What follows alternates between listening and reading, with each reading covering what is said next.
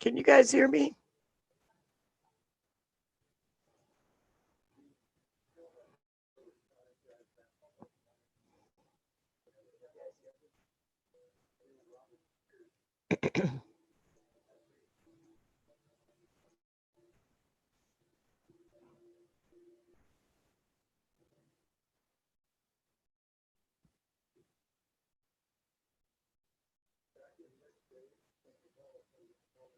Oh, you can hear me. Excellent.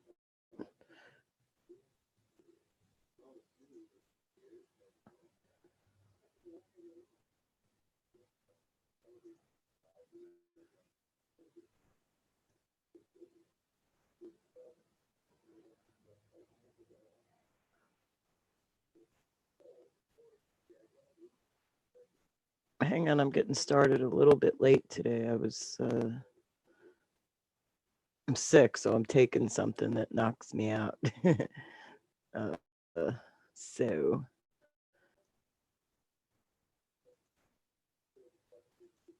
if you have microphones, you're going to be allowed to talk. So if you have a microphone, by all means, say hello. We have all newbies here right now. So say hello and tell me what your interest is and what your experience is if you have a microphone.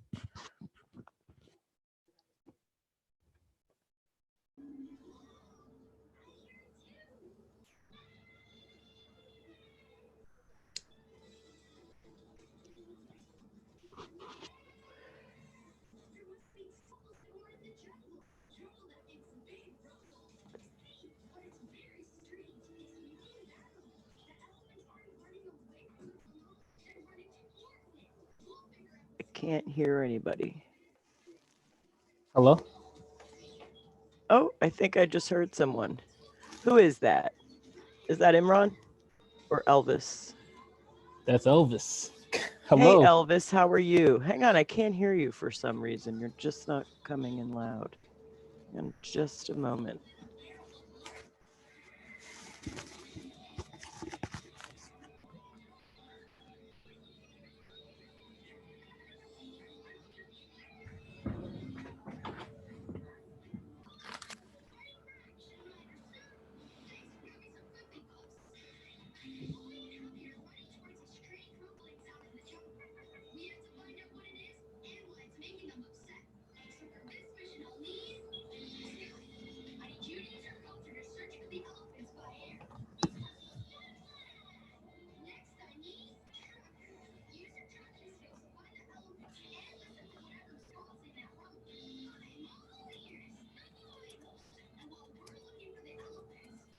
Elvis, can you hear me? Yes, I can. All right, where'd you go? I was talking. I think I switched to the wrong set of headphones. I have two sets of headphones. How are you doing? I'm great. How about yourself? Spectacular. I apologize for being a few minutes late. Like I said, I've been sick, so I've been taking not COVID, don't worry. I don't know. I don't want to catch it through the mic. No, but I haven't been taking any. I have been taking antibiotics, and they knocked me out. So I woke up just a few minutes late. I apologize to everybody. But so Elvis, tell me, what is your experience with notes? What are you interested in? I mean, I'm pretty much new to it. I've been in real estate for a while, and then I'm kind of new to it, looking to get started. Hopefully, this month. I just want to see if kind of more or less if this is the right market and time to get started, and had a few questions about a couple states and performing, not performing, and things of that nature. Well, it's an interesting time, right? Because nobody has a crystal ball. Ah, that's So unfortunate. yeah, of course. Um, so it is indeed an interesting time. The question is, um, what do we think the economy is going to do post quarantine, post because it's not really coronavirus, it's the quarantine that's really creating the issue, right? As a Yeah, result of the coronavirus. So that's really the question. I personally believe, I'm not an economist. I'm not usually wrong about these things. I personally think it's going to shoot straight up. I think there's a lot of pent up. I know I'm in my house keeping the economy going with Amazon, right? yeah. So the moment I can go out to dinner and have a drink, that's going to be the very first thing I do, right? And I think I think we're going to really see an upshot in the economy fairly quickly. Um, However, what you've got is that people are not paying their mortgage for a few months at a clip. You have people, you have a moratorium on foreclosures for Fannie Mae loans, Freddie Mac loans.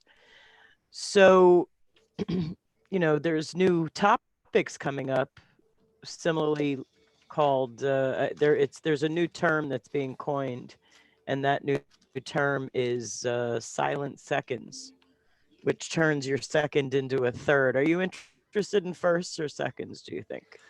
I mean, since it would be first, I was looking more into first lean. So I'm really not a first gal. I kind of despise firsts. Any reason To in particular? well, yeah. They're ridiculously expensive. They're very high price on the dollar, anywhere between 65, 85, even 90 cents on the dollar for UPB. Hmm. Um, so that obviously right off the bat minimizes your return, right? Potentially, Yeah, unless they've been paying on the house for 26 years and owe 3,000 on it. It does potentially minimize um, your return. Secondly, you could go through the first. Okay, the first is always a house grab. 80% of the time, it's a house grab. You're not really looking for a workout with the borrower. 80% of the time. Um, and so it's a house grab, and I don't really enjoy that. It's not really my cup of tea. But thirdly, you could go through all of the work of Imran. I see you just came back. If you got a microphone, I'm allowing you to talk. Um, the Where was I going with that? What was I saying? I know you said the second. You said first was because of the UPB is too high. Second one is because it's a first lien on a house or a house grab. Ah, you could go through all of the effort to foreclose on somebody, and then when you finally get the house, find out that there is a hole, a 10 by 10 hole in the ceiling, in the roof, I and see. water's been raining into it, or that there's an oil tank that's never been environmentally mitigated. So there's a whole lot of, and you paid 85 cents on the dollar for it, which minimizes your potential return. So that's why I'm not, and you end up with the house. And to be quite frank, I hate owning real estate. I hate owning my own house, to be honest. So it's not something that I'm a fan of. In terms of, I prefer higher risk, higher return. When you buy first, it's more of a buying. Think about your 401k. There's always a stable value fund, like a money fund. Hmm. Buying first is like buying that stable value fund. It'll never really make you any money, real money, but it'll also never lose you any money. That's kind of where firsts are for me. I get you. And then, do you buy second non-performing, or do you buy performing, or do you buy both? I buy second performing strictly non-performing, rather strictly, Oh, second non-performing strictly. strictly. All right. And then It's my only interest. I'm familiar with all of the processes. I just that's my preference. okay, I got you. And then when so question, what let's say all right, so let's go on with your specialty for second non-performing.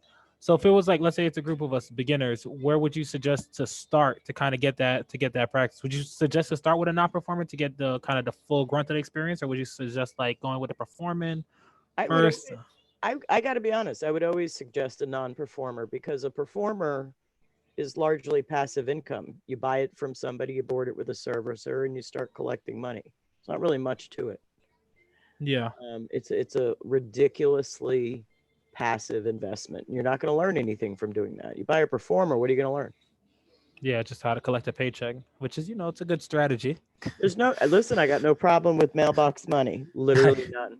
Literally none. I like it every month when that little email comes through from FCI that says $1,000 was just deposited in your account. 400 was just deposited to your account. Payoff of 65,000 received. That kind of thing. Yeah. So I like that.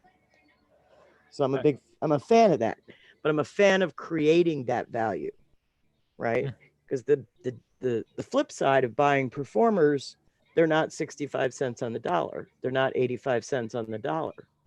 They're 95 to 100 cents on the dollar, depending on the interest rate. I see. I see.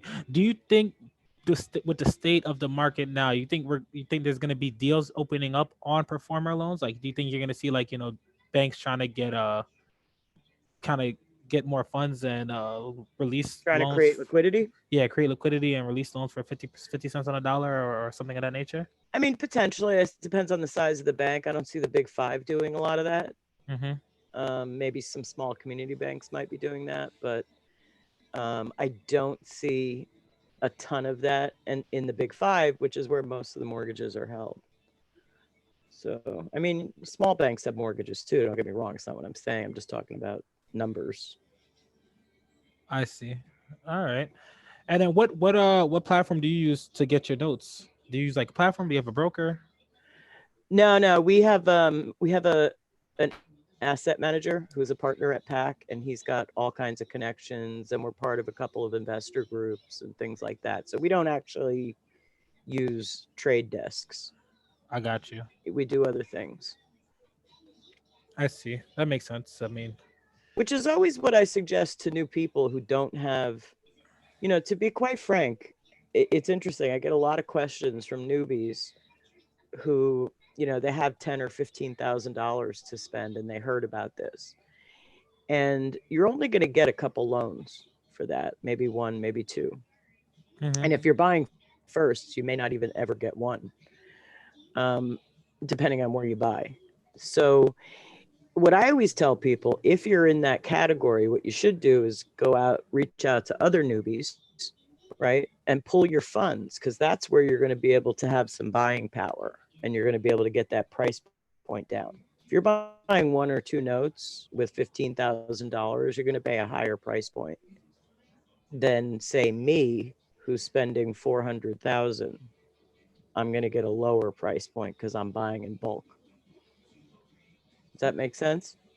yeah, no, it does. So what would you suggest? All right, so what would you suggest? Kind of the buying point be for newbies? Like for example, we were looking to get started in Ohio, just Oh kind of like God. low. That's what I see. That's the advice I'm looking for. That oh God is that's that's a pair I need right now. I want to know if it's a good one or a bad one. Ohio? I mean, are you from Ohio? Is that your deal? Not at all. I'm from New Okay. York. Oh, okay. Ohio's a nightmare. Ohio requires special registrations to own notes. I see. Um, you need, and those registrations are obtained by going to the NMLS. Uh, Not that you're going to be a mortgage lender, but like a mortgage originator, but you are going to be a mortgage lender. And so you have to get NMLS registration for Ohio, which is pretty expensive, pretty annoying. Do you know the like about the price or cost? I'm I not have exact. it's about 3,000. I see. All right. S- all right. So that's good to know. So what state would you recommend for like a newbie investor to who's looking like newbie investors looking to get started and try So to. California, believe it or not, is fairly awesome. Um, they're really ridiculously fast to foreclose if you have to do that. Um, but also property values are good, but they're also pricey because they're the most sought after. Texas is very good, same reasons. Hmm. Um, as far as states that don't really have a ton of problems, believe it or not, is like the great Northeast where you happen to be from. It's not that difficult in New York. It's not that difficult in New Jersey. There's not a ton of um, restriction and regulations, believe it or not, for owning notes in the secondary market. But in Ohio, it's a nightmare. In Illinois, it's a big nightmare. In Washington State, not so much of a nightmare, but paperwork you got to do. So there's certain states that you need to be cognizant of what the registration requirements are for a secondary market mortgage holder. I see. I see. All right. I mean that makes sense. And then yeah, because I got that advice from a few people, and then I contacted like an attorney, and I was speaking to a mortgage servicing company down there, and they were saying that I mean they could do it kind of business as usual, but a lot of the investors are In telling me Ohio, otherwise. in Yeah. Ohio, no. I don't know Oh. who's telling you that. And if you got that information from an attorney, unless it was an Ohio attorney, ignore it. Yeah, I got that from an Ohio attorney, and then I think I reached out to FCI Lender Services, like Trust Hmm. FCI, And and that's who then I use. And they're the creme de la creme, as it were. I see. Yeah, and they were telling me they were kind of just telling me it was fine to kind of do it because they're registered as a kind of debt collector and a mortgage servicing company in Ohio, so it would be okay. So the problem, hey Jay, how are you?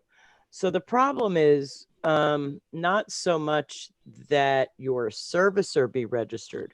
Some states will require that even if you're using a third party servicer, that you still register as the owner. And Ohio, I believe, is one of those states. I see. Um, Washington is one of those states. Now, for Washington, it's not particularly tricky. I think it's like, I don't know, $25, get your certificate and be happy.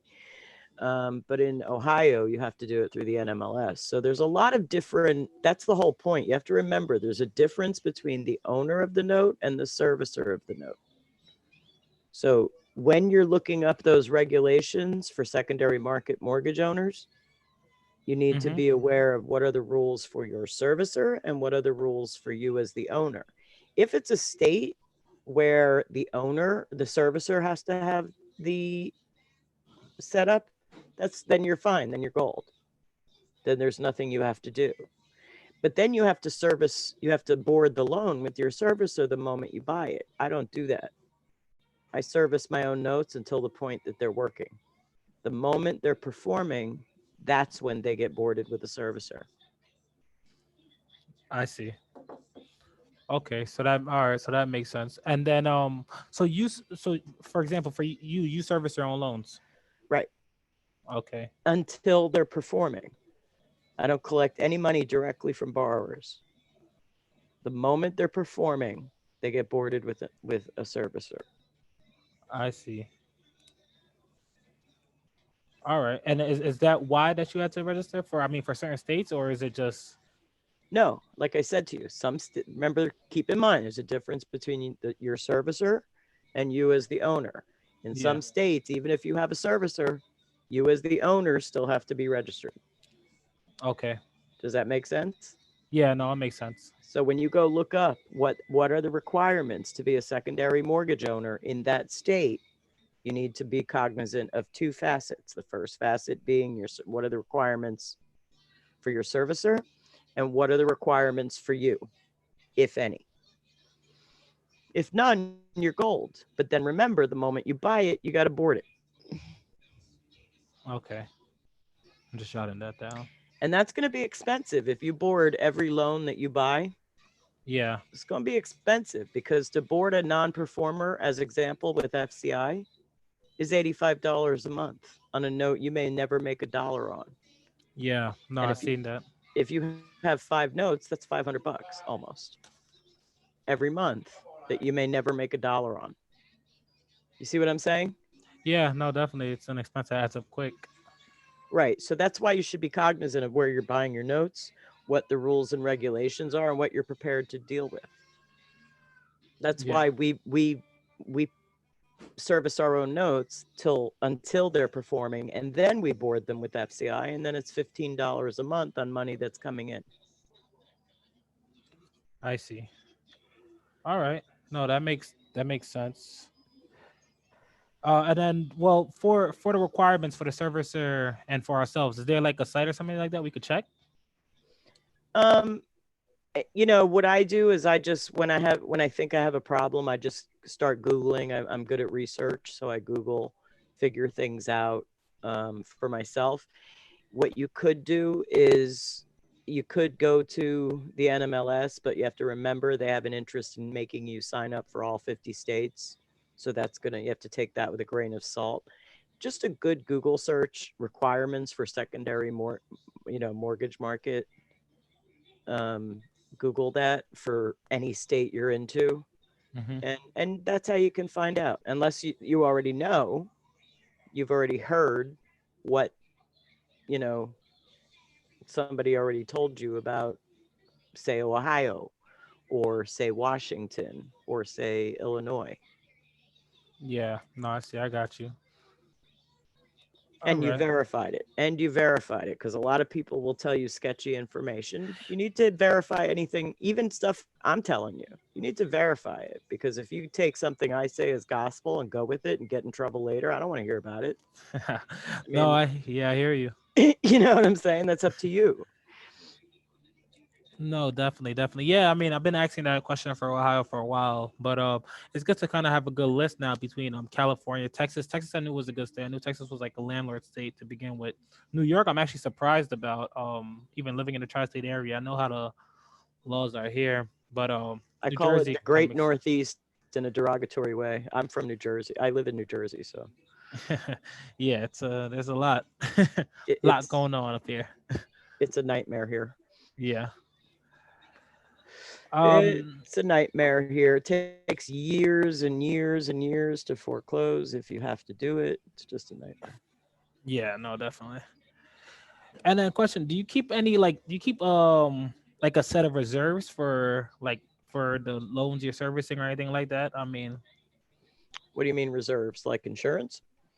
Yeah, whether it's insurance, I know for performing notes they pay the insurance, but let's say for not performing, are you paying insurance Well, on no, the I house mean yourself? reserves as it relates to insurance. Are you talking about something like that? Whether it's insurance or kind of for the taxes if they're not paying it, like stuff like that. Yeah, Well, I buy seconds. I don't pay taxes. that's true. Okay. If I And then was if I was buying firsts, then I would definitely take that into account. okay, I got you. And then what is your pennies on the dollar for seconds? We're usually picking them up for, depending on the state. Like a state like California can go right now even to me to like 40 cents on the dollar. But for the most part, we're in the 25-cent range, 25, 28, depending on how bad we want the tape. Okay, I got you. And But then but that's going to be a higher price because you have to remember we're buying, large clips. Um, for somebody who's, maybe doesn't have as much money, it's going to be higher. yeah, no, that makes sense. And then all right, so for a first timer, you wouldn't suggest purchasing like a pool to try to get a better price or Uh, we always buy pools. We don't buy one-offs. okay. Um, so I would always suggest if you're just starting out, you buy at least two. I have an interview, a podcast I did with Note MBA, um, and I can't remember what he called it. Um, but it talks about the numbers of it that, well, you're all newbies, so I'll go ahead and I'll tell you my story. I have a story I always tell everybody. All right.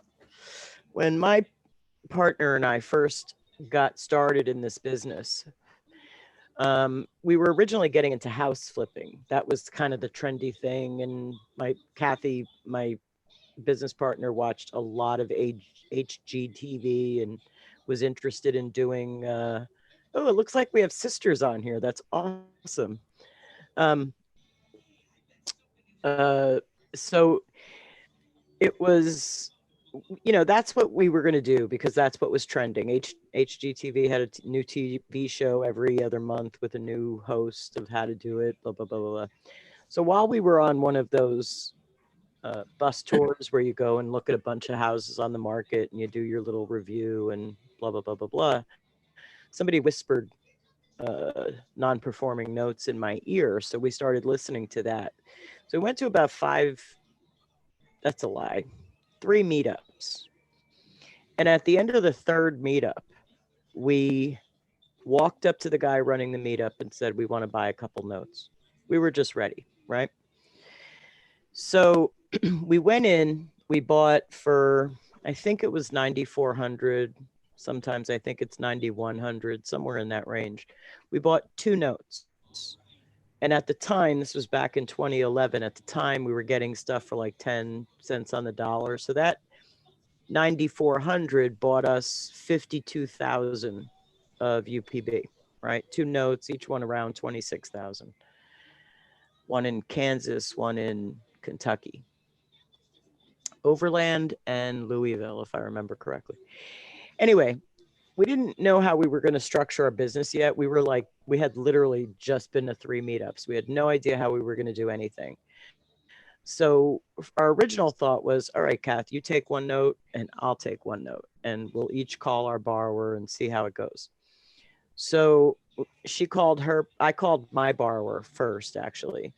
And I called, I guess, the Kentucky guy. Yeah. And he started screaming at me on the phone. I filed bankruptcy. Don't you ever call me again. Click, and hung up on me. And he was literally screaming at me. And I'm a corporate businesswoman. I'm not used to having anybody yell at me, right? So I'm like freaked out a little bit. I'm like, God, this guy just yelled at me. I was like freaking out. So she called her guy, and her conversation went exactly like this, literally to almost word for word verbatim. Oh my God. I'm so glad you called me. I've been wanting to pay. I just didn't know who to pay. And by the way, can you help me reach into my 401k so I can get you all the back money I owe you? And we were like, sure we can. Absolutely. And this guy was so great. Like a couple of weeks later, I got a phone call from Prudential in Kansas. And I'm like, why is Prudential in Kansas calling me? And he was adding us to his homeowner's insurance policy just as he was directed to do. He paid us faithfully for like 6 or 7 years. And then one day we got a full payoff when he refinanced his house. And we loved that borrower so much that we used to send him Christmas gifts every year. So that's the point. My whole point in telling that story is if we had just bought that one note where the guy yelled at me, um, we would have never moved on and bought another note, right? And we would have gone in a different direction and not continued on with this. And the reason I mention that is he reached into his 401k and he gave us $10,000 of back money that he owed us. And if you think about that, how much did I pay for those two notes? 9992, about 95. Somewhere in that range. Yeah. I was immediately made whole with that 10,000, right? Yeah. And then he paid me religiously for 6 or 7 years and then a full payoff when he refinanced his house.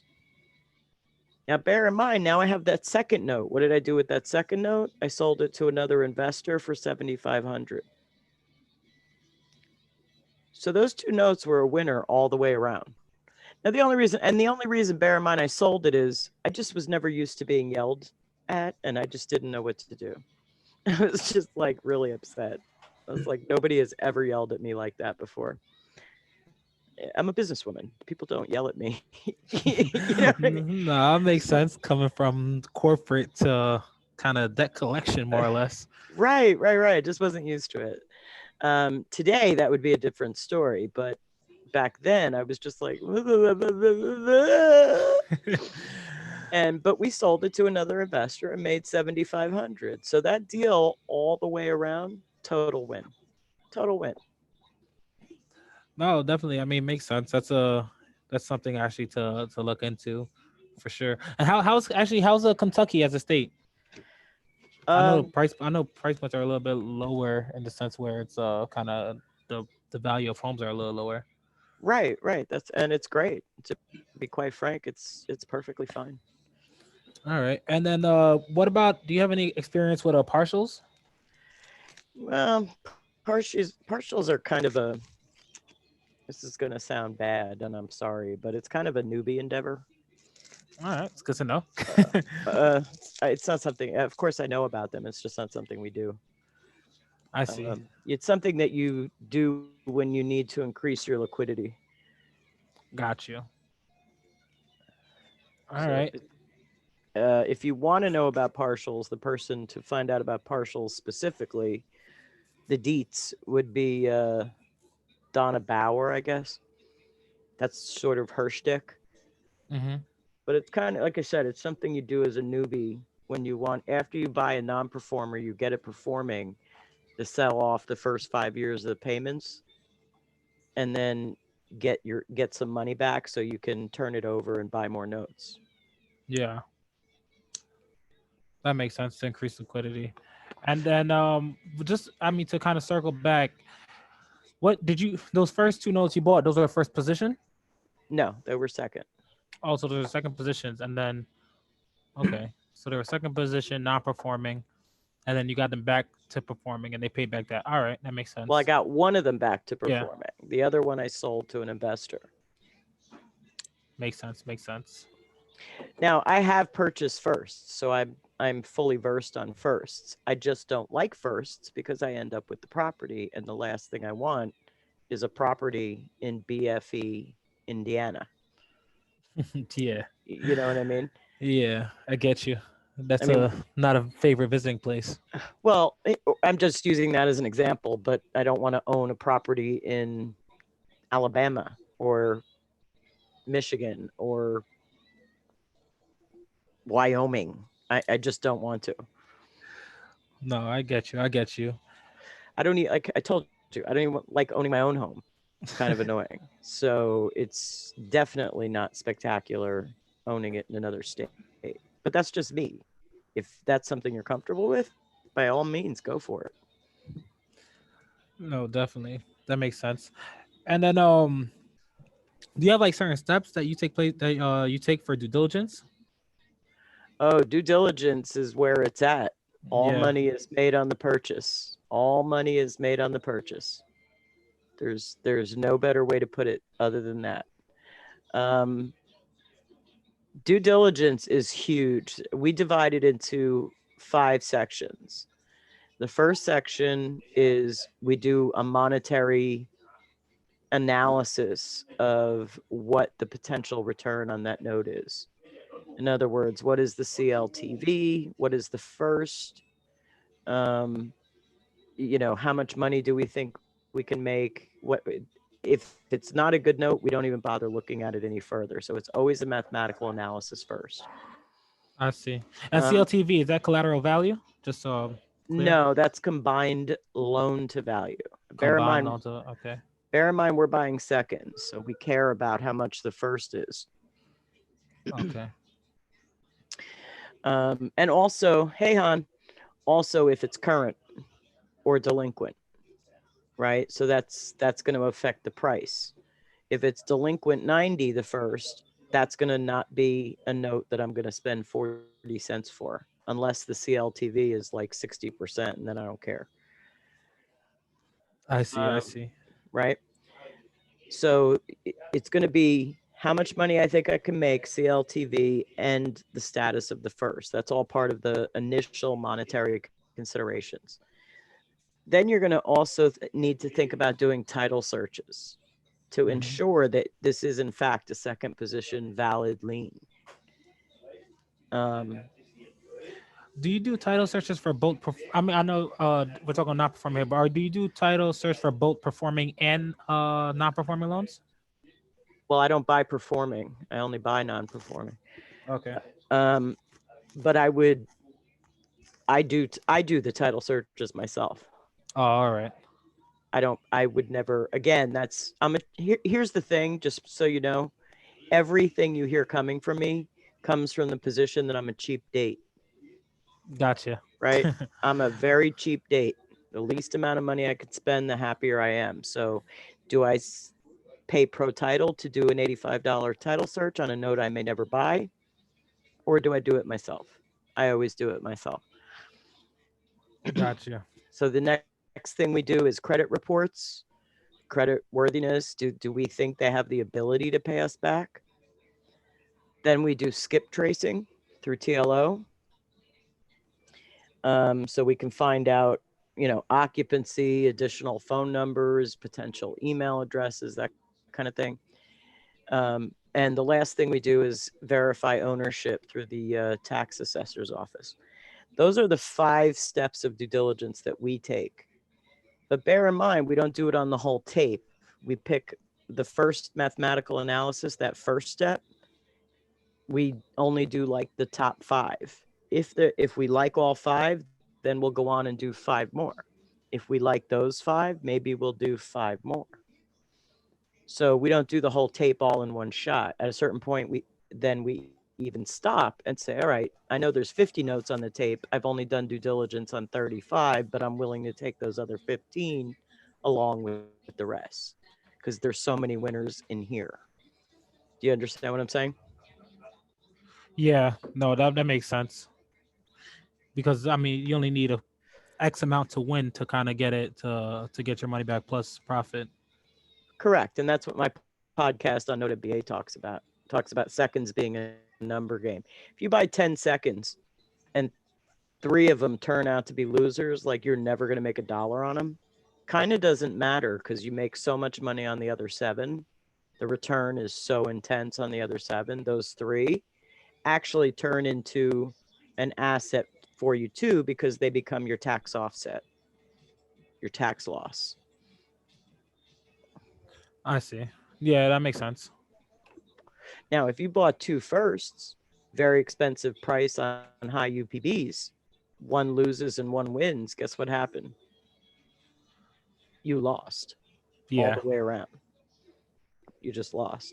So it's sort of like that's why that goes back to your original question of why I don't like firsts. The returns on seconds are so great that they're able to offset, and you can pick up so many of them because they're smaller UPBs and smaller price points that you can withstand 3 or 4 losses out of 10. I see. No, that makes sense. So is there any like I guess in reality because it's when you're dealing with kind of mortgage and stuff like that, you see you're kind of accustomed to hearing second lien positions a bad position to be in. Do you think for like a newbie like a newbie going in, is there much of a difference? I mean, outside of the due diligence prior dealing with a second lien position than there is dealing with a first lien position? Is it No, is it a big like is it really is it a I guess I want to say a challenging difference? so for me, no, because I do all the same due diligence on a second that I would do on a first, Okay, right? Because that's just the way I am. I want to know everything about that note that I can possibly know about it before I buy it. understandable. I'm not going to lay down $15,000 for one note until I know absolutely everything I can know about it. So for me, the answer is no. If you asked another investor, might be a different answer. For me, it's exactly the same. I see. I see. Because bear in mind, I verify ownership at the tax assessor's office, which means I'm also finding out if the taxes are current. And I I'd be s- doing that on a first. that makes sense. And that really would be the only difference is the taxes. You now have it for first, you have a tax consideration that you don't have for seconds. I don't have to pay taxes if they're delinquent. The first will pay them. Oh yeah, that's true. Yeah, you said that earlier. Yep, that makes sense. Right. So for me, the due diligence on firsts or seconds is exactly the same. Jay Johnson writes, what happens if you miss something on your title search? Well, a title search is recorded documents, and I don't miss anything when I'm reviewing recorded documents. If you feel like you don't have the potential, and I'm very confident in that, if you feel like you wouldn't be confident in your own, how your work habits or whatever, or how you feel in your confidence level of doing title searches, you can absolutely buy one from Pro Title for $85. But if you miss something, um, you're basically SOL because it's kind of on you to do your own due diligence. When you sign a PSA, LSA, NSA, whatever you want to call it, they all stand for the same thing, which is loan sale agreement. Um, you have a 30-day reps and warrants period to return notes, or get made whole or get your money back or something, or trade for a different note. If you don't exercise that within that 30 days, you're SOL and you've just eaten your loss. Han writes, can you advise which source you get credit worthiness of the borrowers? We use Credco um, and skip tracing. We use TLO. And again, both of those are cream of the crop. One thing I like is using best in class. It's always a safer way to go. I'm all about risk mitigation. I don't mind high risk, but I like to mitigate risk.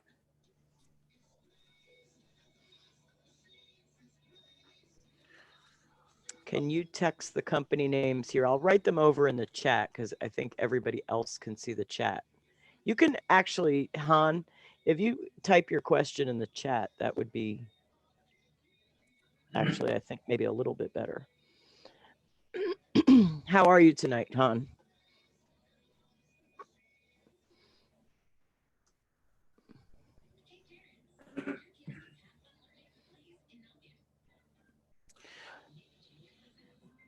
Actually, one more quick question. If we were to foreclose on a second note hold, like if we were to foreclose as a second note holder, and we end up, let's say, being foreclosed on by the first, by the primary note holder, does that affect the company at all? No,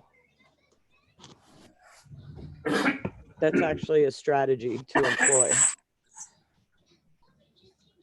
How so? You foreclose on the property, take the deed.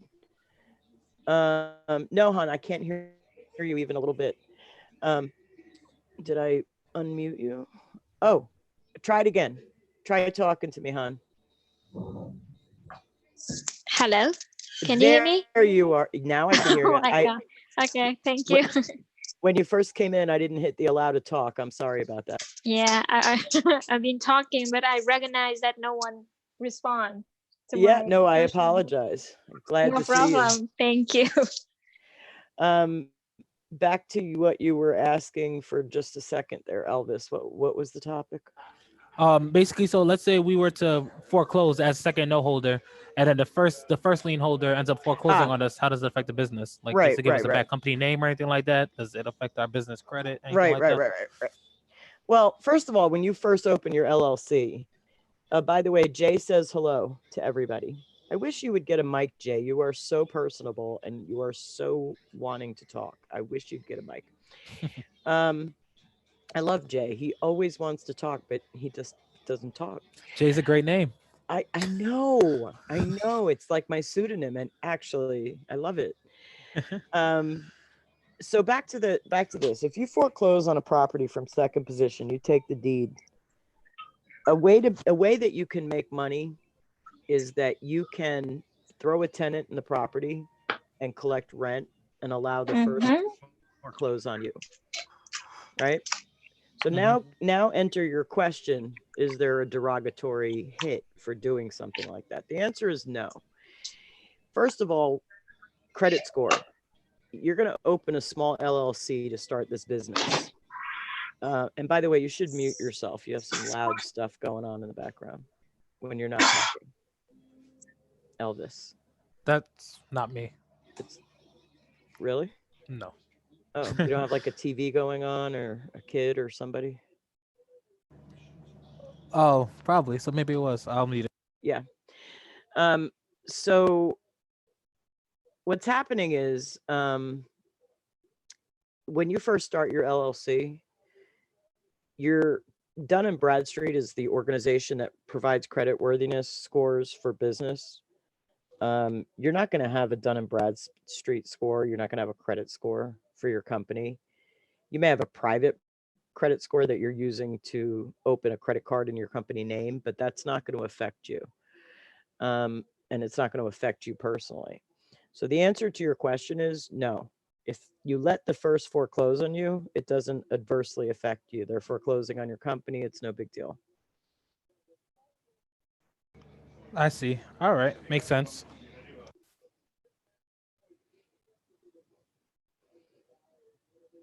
Now, I mean, you can still ask a lot of questions because we were having a really good back and forth. Just mute yourself when you're not talking. No, I was just jotting that down. And then yeah, I was jotting that down. Yeah, that's actually a strategy. Let the first foreclose on you, put a tenant in, let the first let and it'll take a couple of years actually. Let them foreclose on you. Done. You can make a lot of rent money in that 2-year time frame, which can make you whole on your note. See. And then question, is there like, all right, so while you're servicing a loan, or while we have like, let's say, a non-performing loan, is there like I mean, is there compliance codes and stuff like that? Let's say we're working out a loan modification and then we have to kind of restructure their mortgage. Is maybe like extend it, add another 10 years or whatever, so they can actually make the payments on it. Is there a set of compliance codes we have to follow? Is it kind of like just doing a regular seller financing of a restructuring of a loan, or is it like what do you go by? So the answer is there are, but you're sort of covered in the fact that usually it's revolving the interest rate, and you're sort of covered in the fact that you're never going to increase the interest rate, right? If the interest rate was 12% at the time that loan was originated, then you're fine because you're not going to ever make it 20%. You understand? It's always going to be 12%. Makes sense. As far as what you're allowed to do in a forbearance or a loan modification, you're pretty much allowed to do anything you want, other than raise the original interest rate. That's it. It's the only thing you can't do. All right. So if I want to like extend the years out or Absolutely, you can to do that. lower the payment, okay. Absolutely, you can do that. We do it all the time. We have a loan that we made a 54-year loan. All right. Yeah, that's kind of what I was asking. I don't know if it was like special numbers. I was talking to someone telling me they was like, yeah, we turned it into a 40-year loan, and I was just like, oh, I didn't know if there was like if we had to structure it by tens or how it worked, but that makes sense. All right. Yep, you could do anything you want. You can lower the interest rate. You can extend the terms. You can knock off some arrears. You can knock off some UPB. Do anything you want to do that makes you happy. I see. And then like so, all right. Let's say we're newbies. Is there someone we could go to rewrite it, or do we just kind of like does the servicing company help us out with rewriting it, or? Uh, you could pay anybody to do anything. You can pay an attorney to write it for you. You could really do a lot of things. You come take my class and I'll give you one that you could sort of like a fill in the blank one. A lot of things you could do. I got you. I got you. Makes sense. You could Google one. I don't recommend that, but you could. No, I could. Yeah, I could imagine. I already know what I'm gonna see on Google. Right.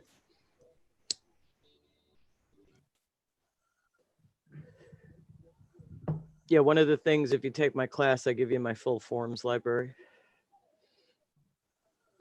I see. How much is your class? It's 2 days, $2,000. I see. Two is it? I mean, is it 2 days like go to? Is it online or? I much prefer in person. I think it's a lot more valuable. And since you're in New York, it's just, hop on New Jersey Transit and be over here. I see. Where are you? You're in Jersey? I'm in Jersey. Oh, all right. Gotta get a cup of coffee. I'm on the Raritan line. I have a cup of coffee, by the way. I always drink coffee 24/7. Same here. Yep. I'm right on the Raritan line. So just south of Newark.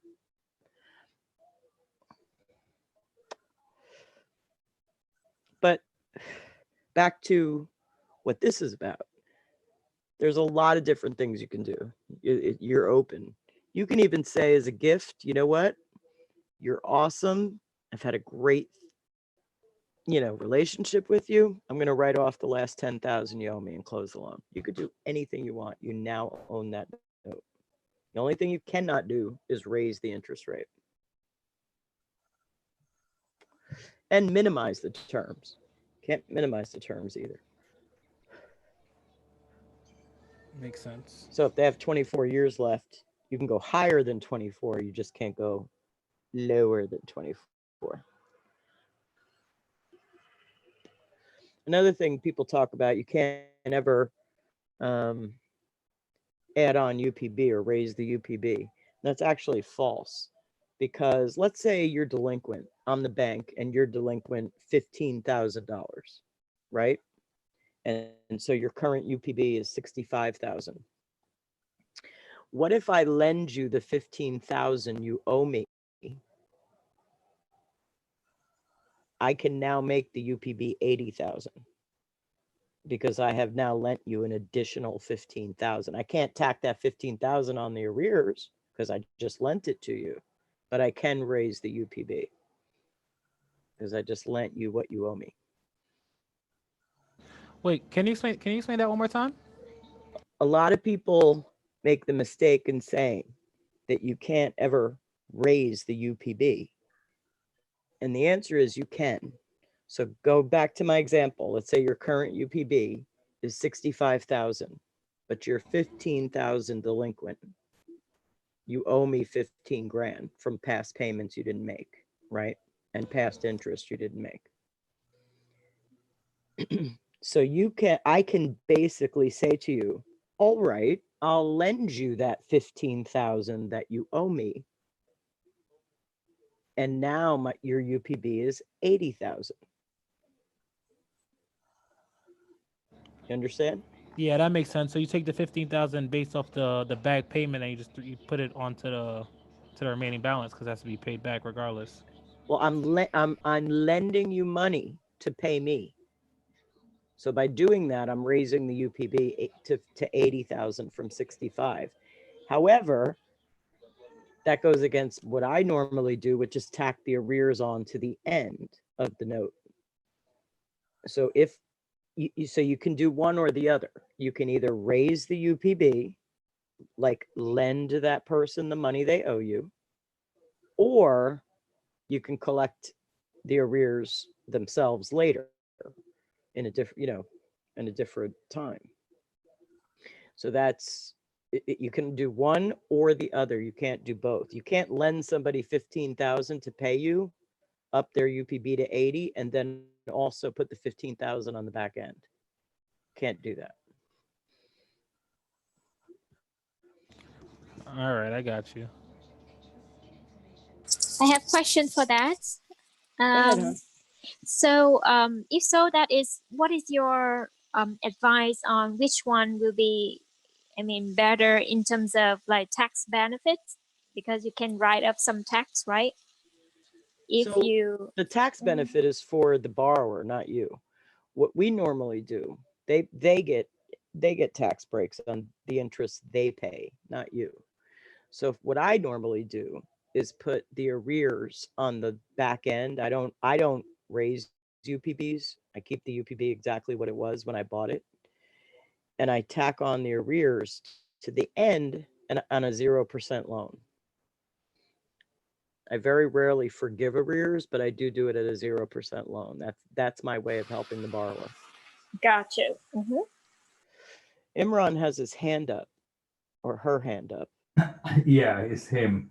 Oh, Uh, okay. I'm sorry. I didn't know.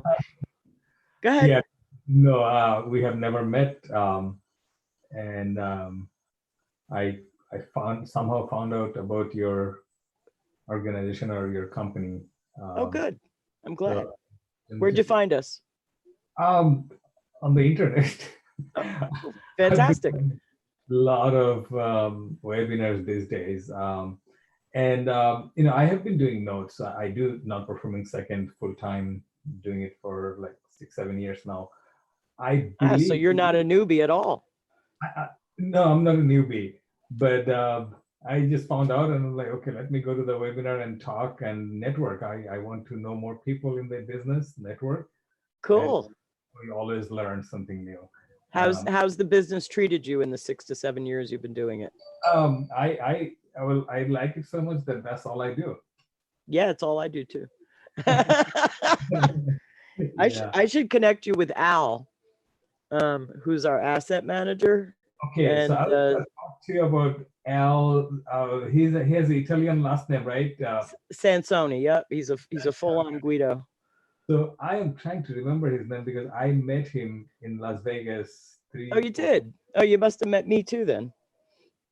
Yeah, we were on a hiking tour together. Oh, yeah, you did that. I didn't do the hiking. Oh, okay, so Al was sitting next to me. I'm a so, fat biatch. I don't do hiking. oh, okay. So I'm like, I remember seeing this name on his card, the PAC, Yep, and he was talking to me about he's brilliant, isn't he? doing his stuff like due diligence from home and how he is so organic and Mm-hmm.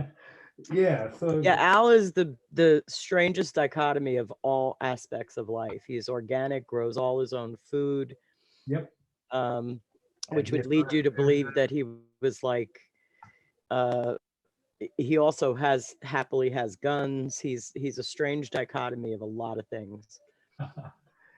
yeah.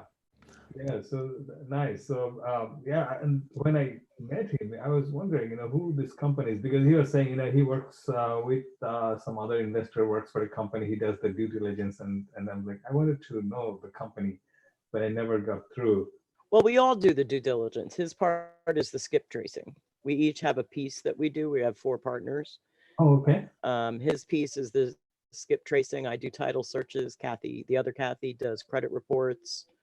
I also do tax ownership. Oh, okay. So we all, and he does the initial mathematical analysis because that's what he does. He's brilliant. Oh, Um, he's an actuary by trade. So obviously the mathematical analysis falls under him. I see. I see. And he's also our asset manager. He also connects us with all the assets and has all the hooks. Oh, okay. Okay. Oh, that's great. That's great. Yeah. So I was just wanted to say hi to you. Maybe next time when I see you, we'll connect. Well, I Yeah. don't anticipate going to Distressed Mortgage Expo anymore. So we probably won't be heading out to Vegas that much. Oh, that is the paper source. Yeah, Yeah, we don't do paper source either. oh, 'Cause okay. it doesn't, we don't actually generate anything from there. And so it's really just cost for us. I see. I see. People who know us know us. I see. So we don't actually get a lot of generated value from that. So we don't really do pay. We did it once or twice, and we didn't really find any value in it for us other than the expense of it. And of I course, we've all been to Vegas like 30 times. So it's, who cares? It's Vegas. yeah, So we don't anticipate going there much anymore. I see. I see. Okay, well, I'm glad I'm connecting you. Where are you from, Imran? I live in the DC suburb. Oh, I'm a DC girl. Oh, you are? I went to high school in DC. I went to high school right on DuPont Circle. I went to Emerson Prep. Wow, DC. Okay. Yeah, I went to Emerson Prep. My father worked for the DOJ and my mother was a professor at Howard. Oh, okay, okay. Yeah, yep. Yeah, I used to live in Phoenix. We just moved here about a year and a half ago. You used to be from where? From Phoenix? Oh, Phoenix. Yeah. Yeah. Yeah. DC is great. I love DC. We lived in Alexandria and inside DC. Oh, okay. We lived in Montebello, which is on Route 1 right there, Oh, okay. right outside the Beltway. And then we Oh, lived in DC. I see. I see. I live in Potomac in the Maryland. Yeah, Potomac is beautiful. We lived on Columbia Road. Well, off Oh, Columbia Road, actually. oh, okay. Okay. Oh, that's great. That's great. Yeah, love me some DC. Yeah, I was enjoying the conversation that you have with Elvis. Yeah, Elvis is a great questioner. I love it. Yeah, I love questions. he did not sound like a newbie though. He's like, Yeah, he's got amazing questions. I love it. I he's like love it.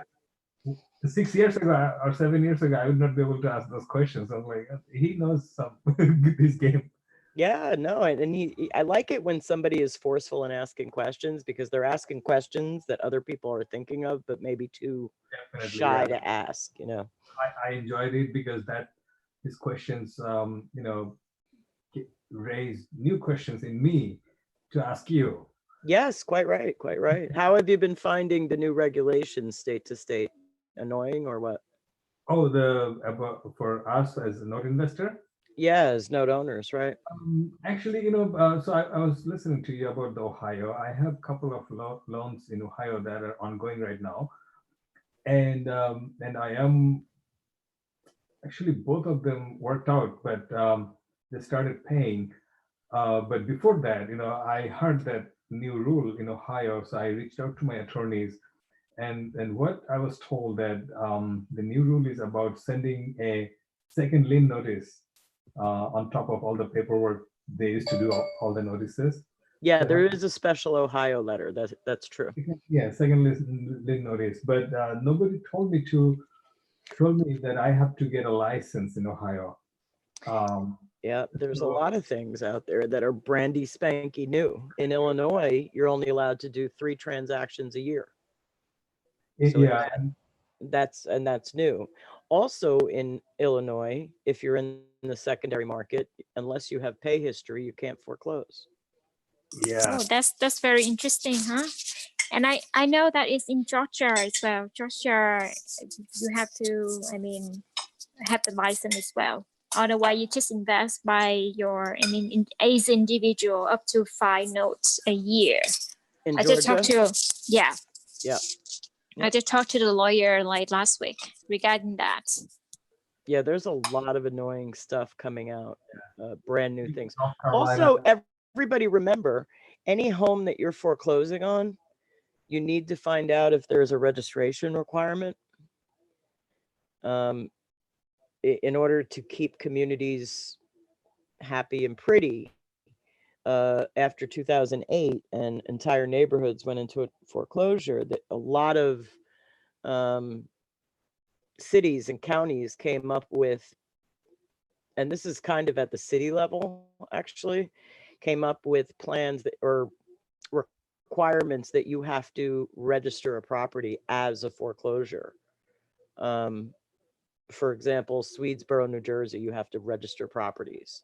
Easton, PA, you have to register properties. Miami, Florida, you have to register properties and pay registration fees. So be aware of that. If you're going to foreclose on a house, you need to find out what the registration and reporting requirements are. I see. So if you foreclose on it and if it comes back to you as a lender, then you have to register it.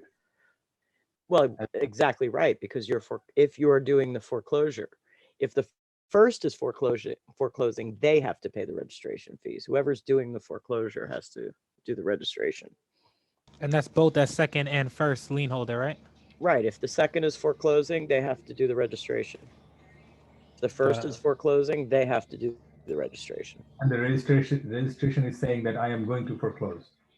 No, no. It's after your Liz pendants is filed, if you're in a judicial state, or your substitution of trustee if you're in a non-judicial state. You have to. I would do it before you even decide to foreclose because that's my preference. So before I even initiate a foreclosure, I want to find out what the requirements are, if it's even worth it to me. If I have to spend let's say some outrageous 1,500 a year in registration fees in order to foreclose, I might not want to foreclose. So Mhm. you might want to find that stuff out before you even do it. And not all counties have it. Not all, or cities rather, have it. Some Mhm. cities, no problem. And another question. Sorry, I couldn't find the raise my hand button. Oh, I see it now. Um, all right, so because you were talking about how like cities were getting shut down, and I realized that when I was looking at different states, like for example, Detroit, one of my partners they pulled up Detroit, and we realized like every house on the block was actually on the list. What's is is there something that you know about Detroit, or is it like No, I the? usually do it on a city by city basis. I buy all over the country. Mhm. I don't really have any restrictions on where I buy, but I don't usually find out anything until I own it or am about to foreclose on it. I So see. I don't know anything specifically about Detroit because I've never foreclosed on a property in Detroit. I got you. Because I think we were looking to buy properties, and it was almost as if it was owned by it was the property was owned by the city. It showed up as a performing loan, but through Google Maps, it looked like the house was actually abandoned. Well, that can happen. There's a lot of so here's the thing about this business, and Imran, you can probably chime in on this after I'm done. You have this business can go two ways. You either get ridiculously honest people, or you get ridiculously dishonest people. It could be shady as hell. Mm, And some people will sell you loans to houses they don't, that are already owned by the city, or the city took over 2 years ago, or et cetera, et cetera, et cetera, or loans that have been sold 4 times, and whoever gets the assignment recorded first gets it. So it can be ridiculously honest. It can also be ridiculously shady. Part of your due diligence is know who you're buying from, which I didn't mention before, but is very relevant right now. Yeah, As you could buy loans from some seller who you will not get collateral file for many months, but you already paid for it, and then they will have defects in the chain of title, and then you're stuck with it. That's exactly right. I one time got an assignment after the first foreclosure sale happened, and I was able to assign it and make my claim on the excess funds, of which there were plenty. Hmm. But the sheriff sale had already taken place by the time I got my assignment, got it recorded. Oh, you got the excess fund? Well, I'm fighting, but yes, Oh, I'm getting excess funds like 30 grand, something like that, which is not all they owe me, but it's what's there. you contacted the sheriff's office? Yeah, I had a lawyer do it. Certain things I don't want to do myself for, Okay, something like that, I'd rather have a lawyer do on my I see. behalf. Because yeah, first thing you have to find out there was excess, then it's worth to pay for the lawyer. Yeah, there was definitely excess because the first was actually smaller than the second, and the house sold. It was actually here in Jersey. Perth Amboy sold for like 250 grand, so it was plenty of excess proceeds. I see, I see. I have a question for you, Kathy. You're talking about self-servicing, and that's something I am going to implement on my portfolio right now because, yeah, I do see the pain that I've been paying a lot of money to a servicing company for non-performing loans, Right, and I'm paying, I got a bunch of loans, and I'm paying thousands of dollars for servicing fees. right. Uh, That you may never collect a dime on. yeah, and the thing is, in the when I started, I was always told, always board with the servicing company, don't take that risk, blah blah. Well, I didn't know. I have an engineering background, so I really did not have any finance loan type background. So it was a lot of learning curve for me. But I'm getting there. So I'm gonna be doing so. I started the process. I'll be transferring over. But I wanted to ask you, would you self-service while you're foreclosing, or would you or if you start foreclosure, you board it with the servicing company, or or do you really wait until everything's said and done and it's performing and you got a couple of payments already? Well, we don't collect payments ever directly from a borrower. We the moment we have a forbearance in place, a signed notarized forbearance, that's when we board the loan. We don't collect direct payments from borrowers ever. How mainly about because I don't want to fill out 1099s. okay? How about the um, reinstatement? Like if you do partial reinstatement, That uh, gets boarded. That to me becomes a performing, and that gets boarded. that gets straight to the servicing company. Now to go back to your other question about foreclosing, do I service while foreclosing? I don't, because by definition, your attorney who is foreclosing is a registered debt collector in their state. So they become, in effect, my servicer, my lawyer. Mm, So there's really no need to service a note that you're foreclosing on. I see. But then in during the foreclosure process, they may wake up and then you may do a workout. Then Correct. And that's what we always hope. From second position, you always want to work out. yeah, It's yeah, like always your goal. I see, I see. So while it is non-performing and you're doing self-servicing, you do not send monthly statements, right? I do send monthly statements to non-performers. I Or you do. do? I do. Okay, okay. All right, great. Another question. You said you do title search yourself. Correct. Yep. In counties that have publicly available information. So you're really going to every county has a different website, different system, and you go and find the property address, Correct. search, and Some have then statewide, like Georgia has a statewide uh-huh. recording database. Hmm. Some, like Connecticut, are per city, not per county. Hmm. But in 49 other states, what you just said holds, or 48 other states, I should say, what you just said holds true. Sometimes it's county wise, Yeah, it's always county. It's county always wise, county. okay, not state wise. Okay. No, but I meant in the other counties of the other 48 states. Yeah. What you just said is completely true. Georgia has a centralized, actually, so does Hawaii and so does Alaska. So 45 states, what you just said is true. Huh. Alaska has one centralized recording office. So does Hawaii. So does Georgia, has one centralized database. And Connecticut does it by city rather than county. Hmm. I see. So does it take a long time for you to go through this, title, search through the title and see which position you are in? I mean, I have not done that before. How hard or easy you find that? So I've had some title searches that took me 6 hours, and I've had other title searches that took me 5 minutes. So there's no way I can answer that question. I see. There, But you there's have, yeah. there's no like average. The one that took me 6 hours was one there where they were, interestingly enough, they had it. The one property that was mortgaged contained 5 lots, and what they were doing was using the lots to pay off other debts and assigning the lots to other, deeding rather the individual lots to other people and holding on to some of them. So I actually had to follow each individual lot and then taking the lots back at certain points once the loan was paid. So I had to follow this whole, and they were taking a lot of private loans, and these people were putting mortgages on. So it was literally following this whole like crazy, making sure that the lots that were in the original mortgage were still in the original property. It was a whole big deal. That took me like 6 hours to follow all of that through, and all of the deeds and all of the loans and all of the whatever. There's other benefits to to doing title searches too.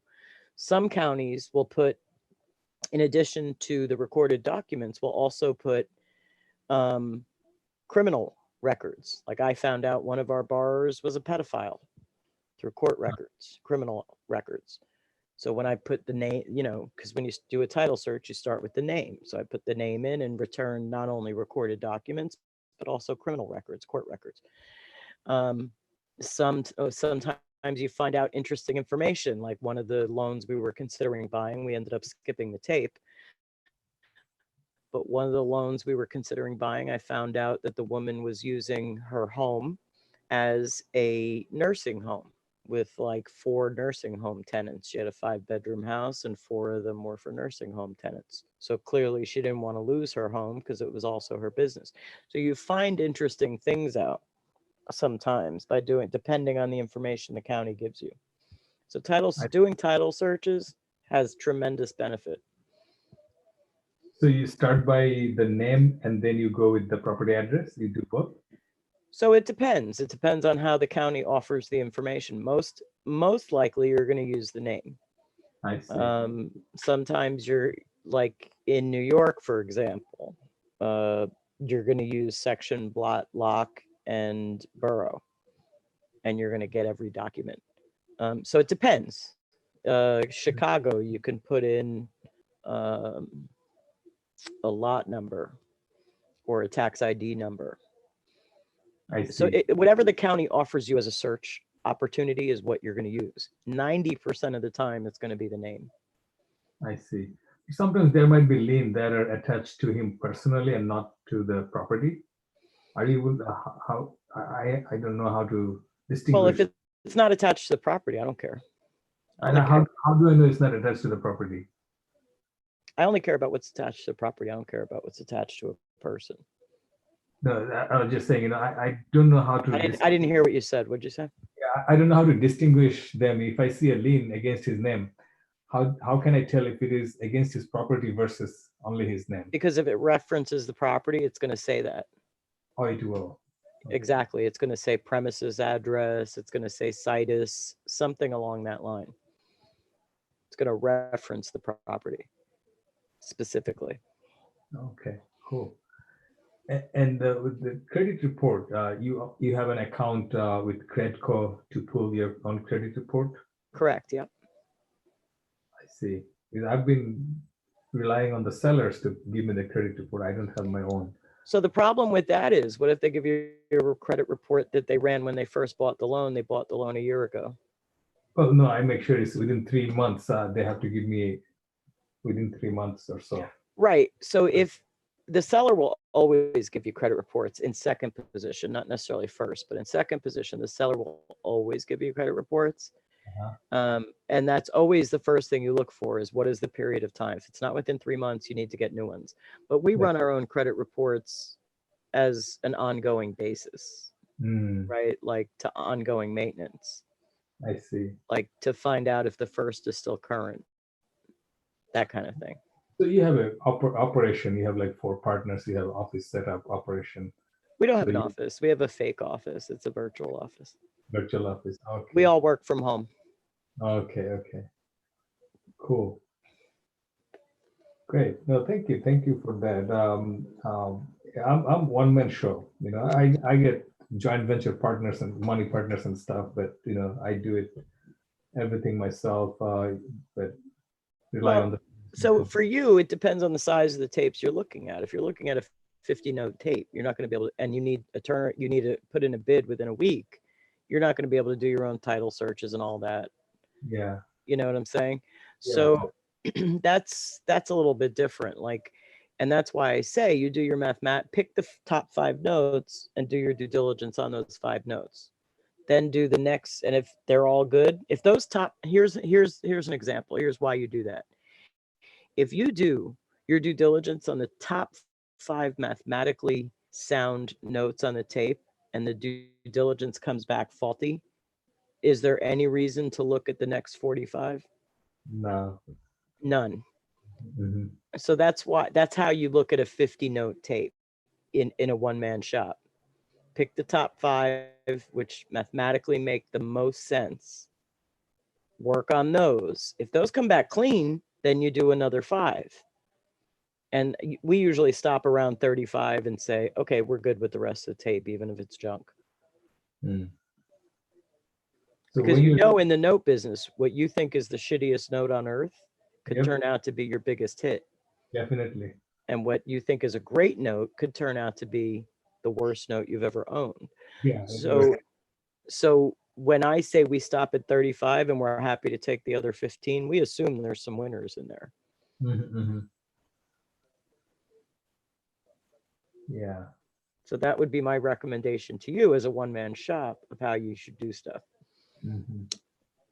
When you're getting these tapes, are you having the opportunity to put a bid and or somebody else are bidding as well, the competitive bid?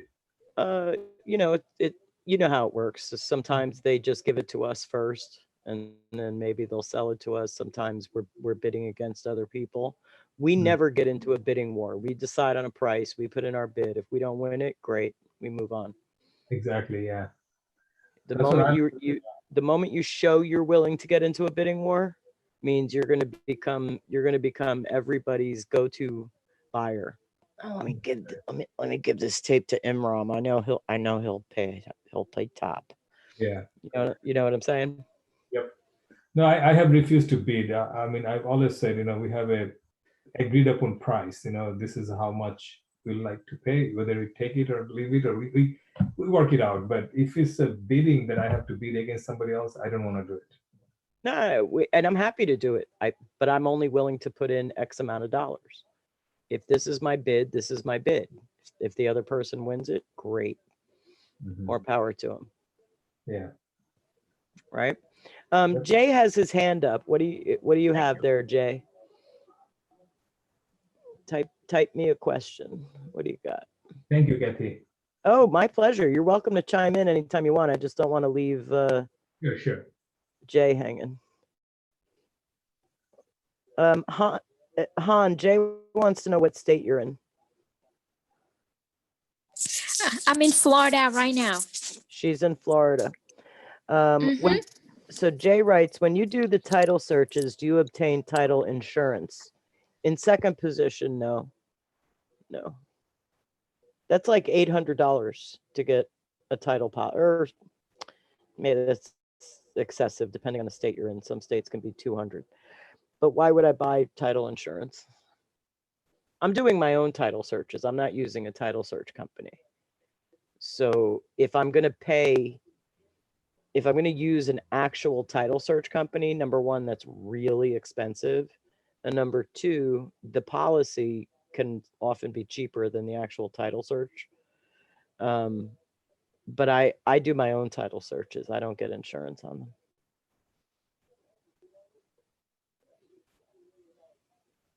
Title insurance needs to protect the first, not me.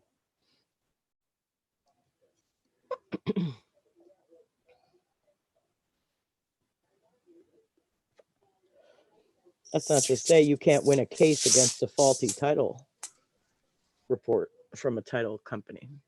You could. Han, were you about to say something? Yeah, I just want to ask you that. By the way, your name is Jonathan or Jason? His name is Jay. No, you. No, Because I my name didn't see it. my name is Kathy. Oh, Kathy. Okay. Oh, Uh, you Jay is participating. He wanted to know what state you were in. got you. Are you Katie Jeps? I am. Oh, okay, cool. Okay. I am Okay. indeed. Okay, cool. And just listen, despite how masculine my voice sounds, I am in fact a woman. Trust me on that.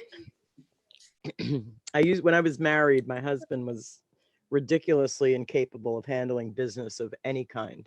And so I used to pretend to be him all the time, call credit card companies, insurance companies. I used to pretend to be my Wow. husband. Well, he was incapable of just like literally doing anything. So don't ask me why I married him. He's lucky to have you. Well, no, he was. We're divorced now. I dropped the baggage as quickly as I could. And I made it so I didn't have to pay him alimony, which was almost going to be a thing too. I have questions, Katie, when you do title research, Yes. because I understand that you mentioned earlier that you invested nationwide. Mhm. So I imagine that is not all of the county or city or court, they have, I mean, the online or virtual system for us to go and search. That's right. Sometimes that correct. we have to go in person. So how can you overcome that challenge? So there's two different ways, right? Okay, so there's either like free information and they'll give you images and everything. And then there's information where they won't show you images, but they'll give you base information like who the note who's the note owner, who originated it, how much it originally was. Then there's states that don't have it at all, and then there's states that charge you for it. Some states the charge is fairly nominal and they'll give you like a per day rate. In that case, I'll pay it and continue on my search. Pennsylvania, as example, actually has a system you have to download to your desktop called Landex, and then you pay per county. You put like $25 on a county, and every minute you're logged in eats down that $25. So that happens, right? There are some counties that have the information available online, but it's prohibitively expensive, and then I refuse to pay it.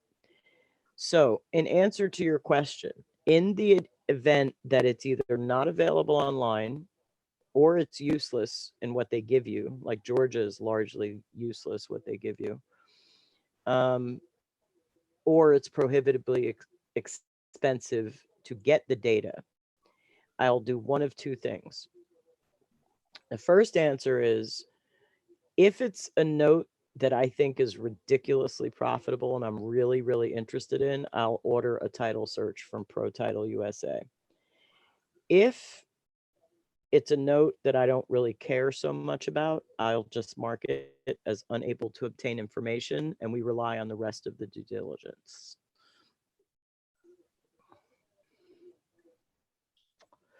Which is not necessarily the safest way to go. You could lose money that way, but I may not care. Or if I do go ahead and take it, I can then get a title report from Pro Title USA and within my reps and warrants period and return the note if I have to. Did that answer your question in full, I hope? Definitely Okay. very helpful. All right. I'm curious when you mentioned about rep and warranty. Is it the term that we have to agree upon with the seller if you buy directly from the seller? That Right. You have the option to return it or get the refund? So in every LSA, PSA, NSA, MSA, whatever you choose to call it, or somebody chooses to call it, there's a reps and warrants section, representations and warranties. That's what it stands for. In that will tell you what you can expect from that seller, when you're going to get the paperwork, blah, blah, blah, blah, blah, how many days you have to trade notes back, that kind of thing.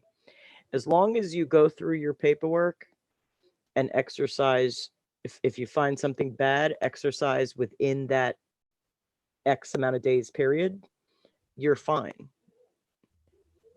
Or you have a lawsuit, one or the other.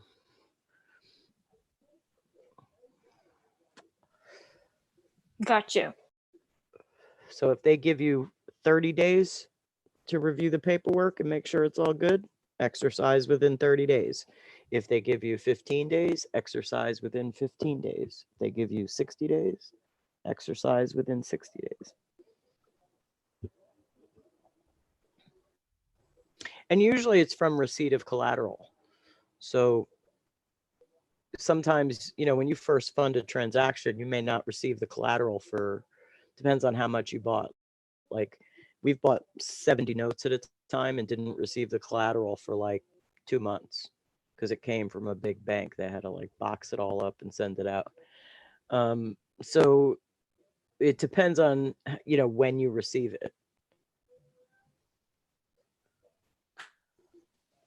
So it's very much is like that term can be, I mean, can negotiable Yeah, because if we you're don't not know happy, how long we yeah, if you're don't not know how long it's gonna take. if you're not happy with the reps and warrants, you can absolutely negotiate that. Now, if the seller's not willing to move, you have to ask yourself, are you? That's up to you. That's up between you and the seller. You can negotiate anything. Anything's negotiable. Yeah, got you. Thank you. Oh, my pleasure. Keep them coming. I'm a Q&A kind of gal. I love Q&A.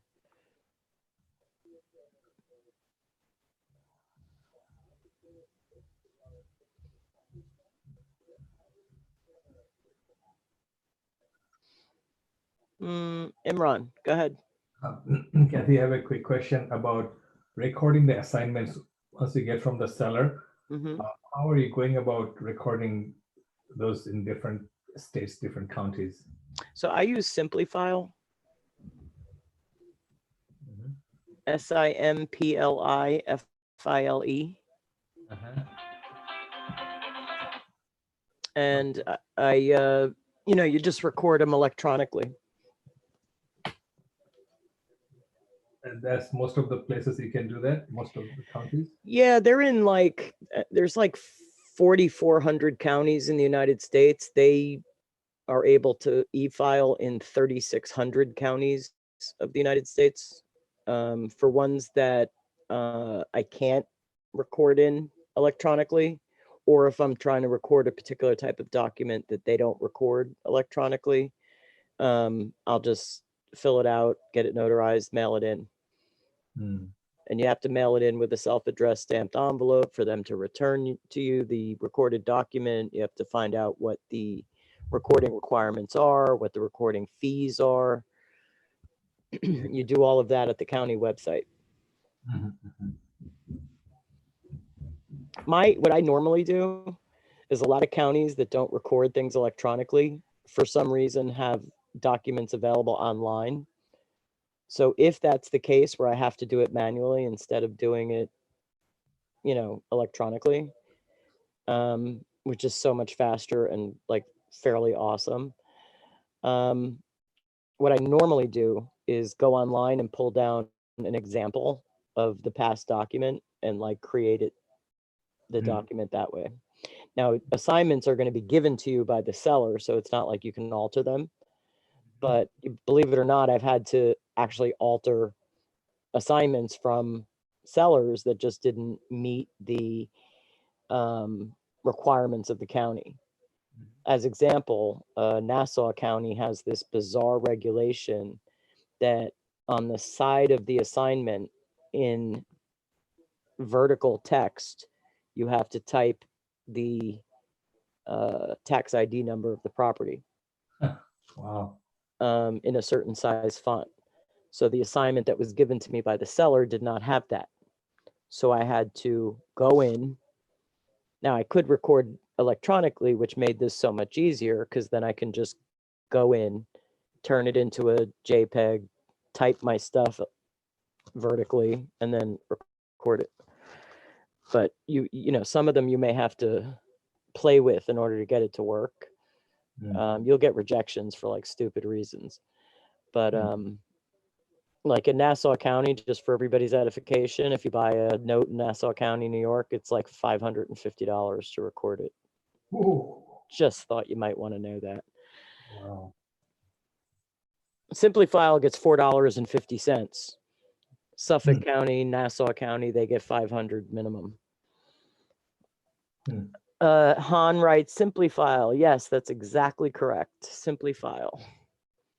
I'll write it to everybody. So they have two different plans. The first plan is like on there's an annual fee. I think it's like $250 or something, and then you pay a lower price per recording. And then they have where you don't pay the annual fee, but it costs more to record. So I'm on the plan that's $4.50 to record. That's the annual plan. I don't know what the price is for the non-annual plan. So say you do have an account in Simplify under your company name, Paper Asset Capital. and if you have money partner coming in and Mhm. you create a different joint venture or entity for that fund, are you still able to use the PAC? Yeah, I record documents all the time for other people, for other entities, for Oh, you can. Okay. yeah, absolutely. I mean, I charge for it, but yeah, absolutely. Oh, same with credit report. You can pull. That's a different animal. In fact, with Credco, we have actually two different accounts with Credco. One is a due diligence account, and one is a maintenance account. That's a different animal. There are companies out there that will do it for you. In fact, somebody hit me up on LinkedIn who told me she could run credit reports for me. I said that's great, but I can run them too. Thanks. I don't know who it was, but there are companies out there that will do that for you. I personally wouldn't do it for you. It's a whole different animal. It's a No, whole no, different not for me. level of I'm just saying, say your company you registered with Credco as under PSC, but then now you but have we a only run credit reports for PAC. for PAC. So if you have a new capital partner, do We don't set up different LLCs and we don't JV. oh, it's We all don't your we own? don't JV with anybody. Oh, okay, okay. It's dirty, nasty business, and I don't like it. We don't do it. It's all your own fund. Absolutely. Okay, okay. We have investor funds, but we take it in the form of a loan where they receive an interest payment per month. I see, I see. We don't do JVs ever. We don't create new entities. We don't do any of that.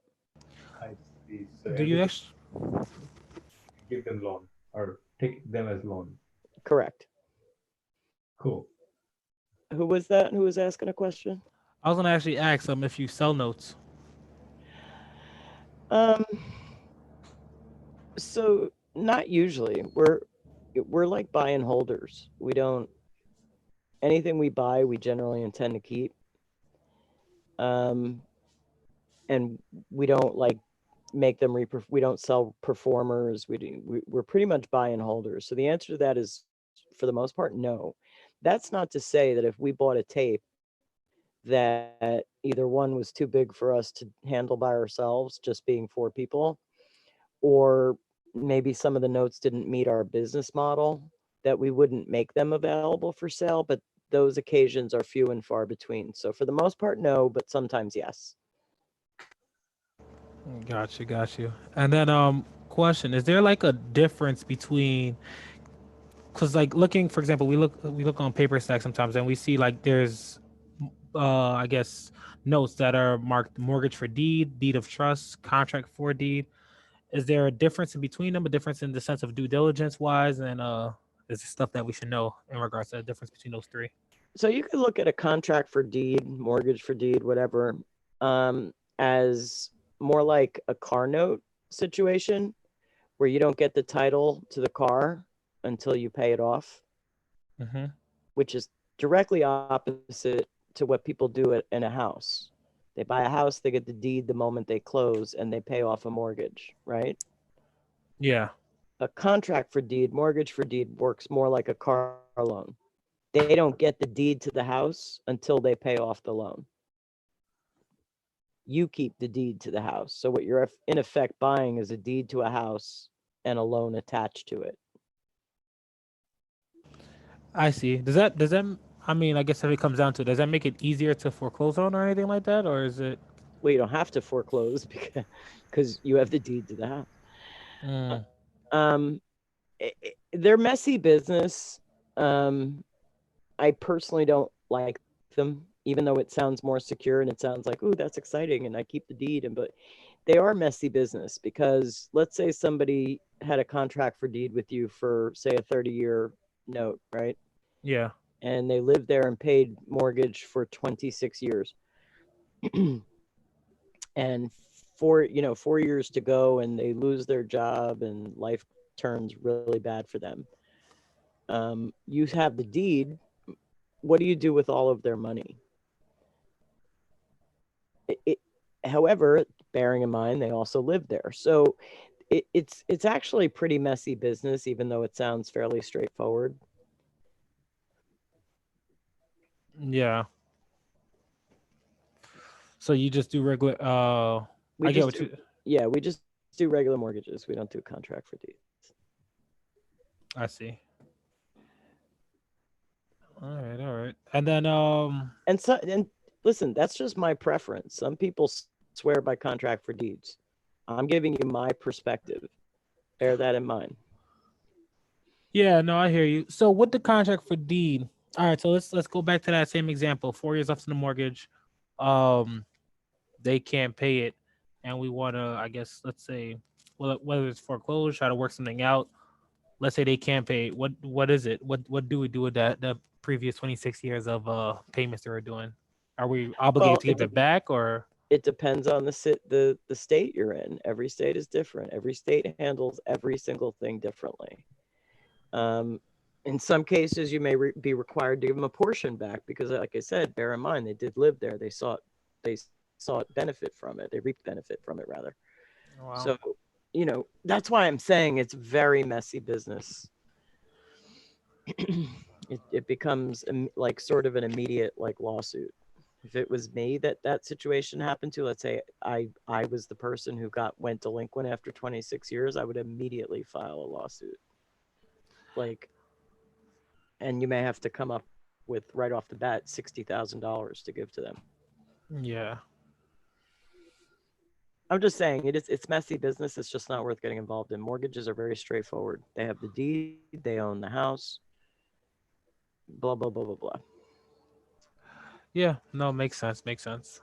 Um, and then so let's say we I guess next question.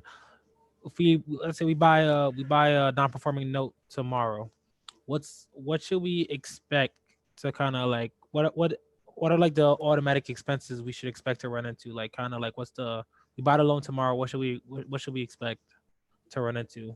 So like immediately nothing. You could buy a file and hold on to it, literally do nothing with it ever. Um, Gotcha. but now let's say reality kicks in and you're not going to do that. Um, immediately you're going to have to assign the mortgage to yourself.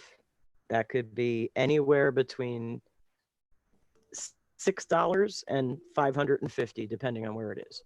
Hmm. 550 is the most expensive I've ever seen. Just putting that out there. Actually, that's not true. Nassau County requires you to get a $175 letter in addition to the recording. So it's actually more like $625 or whatever, $700, whatever. Wow. Anyway, so there's that, right? So that's the first thing you have to do. And again, anywhere between $5 and 550. Let's just say keep it simple. Hmm. The next thing you have to do is you have to mail out a RESPA letter. We usually mail it out in a priority envelope. That's $7.10 or whatever the current rate is right now. Um, and theoretically, that's literally all you have to do. Now you're either going to board it with, now you have to decide, are you going to board it with a servicer right away? And then it's going to be $85 a month. If you're not going to board it right away, you're going to mail out monthly statements. You're going to, those are just kind of, you're going to make phone calls. You're going to do emails. Those are kind of, just the cost of doing business, whatever your phone line costs, your cell phone costs, et cetera, et cetera. By the way, if you're going to be in the note business, you are required to have a 1-800 number. And by that, I mean 188, 1855, 1877, 1888, 1800. Must have a toll-free number. So whatever those costs are, the envelope, the paper, the printing, blah, blah, blah, blah, blah. That answer your question? Yeah. No, they kind of answers it. Jay is right, 866 too. Any toll-free number. But so then the next thing you have to worry about is if you decide to foreclose, you have let's say you're doing, borrower outreach and getting no response. Now you need to decide whether you're going to foreclose and how much that's going to cost. That can be anywhere between I mean, I have some foreclosures I'm into that are up to $25,000, but those are in the Great Northeast. Yeah. For the most part, they're usually around 5 to 8,000. I know everybody says 2,500, 3,500. Those are Fannie Mae rates on uncontested foreclosures, I right? got you. Yeah. Where the borrower's not contesting anything. They're just kind of sucking it up and going with it. So when you hear 25 and 3,500, those are for uncontested Fannie Mae rate foreclosures. You're almost never going to get an uncontested foreclosure. So count on more like anywhere between 5 and 8,000.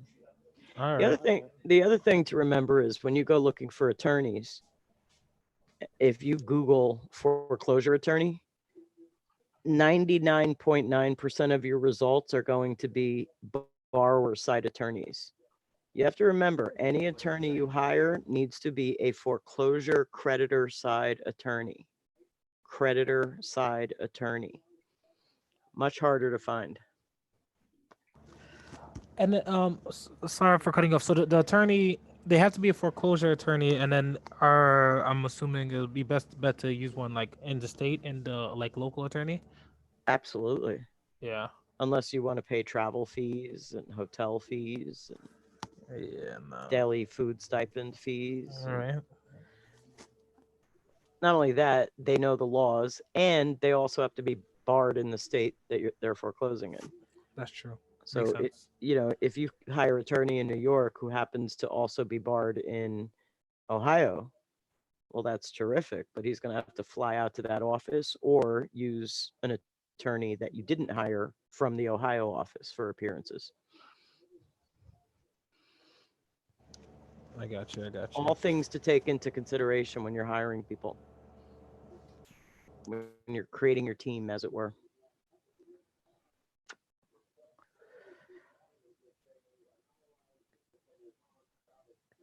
And then I guess this might be one of my last questions. So when we're looking, so let's say we're looking at a company like or let's say a mortgage broker that's selling us notes. How can what do we look like? Is there telltale signs to see if they're legit or not? Yeah, so that's always the question. My answer is always the same. This is a very small, incestuous business that we're in, very small industry. So, what you should do as a newbie is anybody you're looking to buy from, just throw it out there in a Facebook group, a note group. Anybody ever deal with this guy or buy notes from this guy? And believe me, you will get a lot of clucking hens that will happily talk about that person in the negative if they've been done dirty. Gotcha. Makes sense. It's the best way to find out somebody's reputation. We are, again, a small, incestuous business, and people talk not nice stuff happily about each other. I don't do it, but a lot of people do. Makes sense. Makes sense. Yeah, in a public forum, I would never blast somebody. It's just not appropriate. And other people have blasted. I'll use dream builders as an example. A lot of people have had nasty, nasty dealings with dream builders. I personally have nothing but positive experiences with dream builders. But everybody has something bad to say about them. You are the first one, though. That's I heard. Yeah, everybody has a nasty story about dream builders. I personally have never gotten anything but good stuff from them.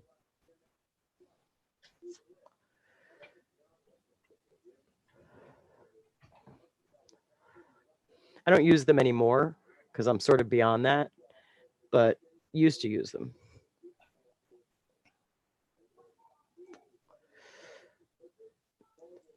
Who are they? Are they a seller? Yeah, they're a seller. They're actually they buy huge tranches. They buy $30 million worth of notes at a clip and then sell them off.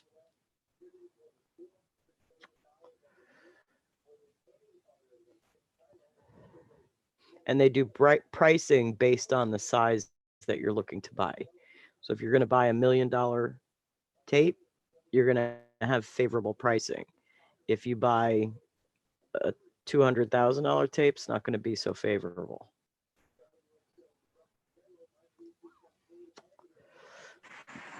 So, do you have any recommendation the source of, legitimate seller for non-performing notes? It's a hard question because the people that I find legitimate are also people that have very expensive notes. So I personally wouldn't buy from them, not because they're not legitimate, just because they're just crazy like, pricey or they've worked notes to death. So it's a hard question to answer. A lot of people that are legitimate and they won't do you dirty and they'll make you whole if something goes bad. Are looking for way high prices or they've worked the notes to death before they sell them to you. So it's a hard question to answer. But I always tell people is your best way to find a source is to go to Paper Source. Um, I used to recommend Distressed Mortgage Expo, but I don't really recommend them much anymore. Um, and create your own upline and downline. Like Mm-hmm. connect with people. You know, Mm-hmm. you have to formulate relationships with people so that when a new tape comes out, you're the first person they want to send it to because they like you so much. Do you understand what I'm saying? And the way they're going to like you so much is you have money and you fund a whoop, and a dog Yes.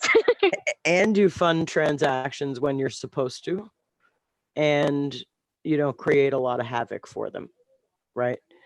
As a buyer, the worst way to get a reputation in this business is to agree to a transaction and then not fund it. You're going to get people are just like people talk nasty about sellers, they're going to talk shit about a buyer that does that kind of thing and you'll never get loans.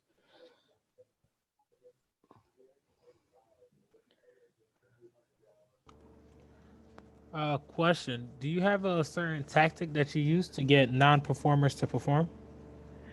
So the person that we have in our group that does that is Kathy Cray, and she is the workout queen of all time.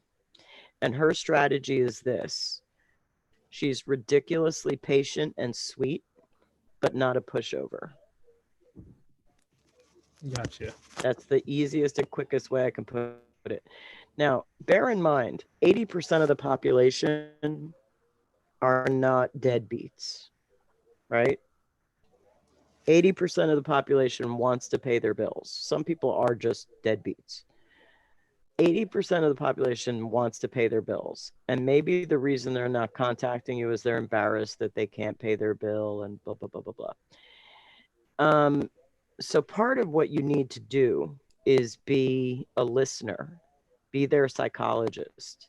They basically want to tell you what happened to them that made it so they can't pay their bills.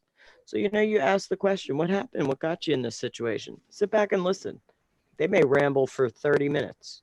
Sit back and listen. The whole point when you're talking to a borrower is to create a relationship with them. Let them know you're not the big bad bank. You're Elvis sitting on your couch in Brooklyn, right? Or wherever, whichever place in New York you are. Close But enough. but do you understand what I'm saying? Yeah. You're not the big bad bank. You are genuinely here to help them. So first let them tell their story. If it takes 30 minutes, it takes 30 minutes. You'll never get a workout on the first phone call. It will take 3 and 4 and 5 phone calls. But the whole point here, you're trying to formulate a relationship with them. The other thing I would suggest to people is never tell them that you own their note. You're like an advocate that the company has hired to work on the borrower's behalf. So you can't make any decisions.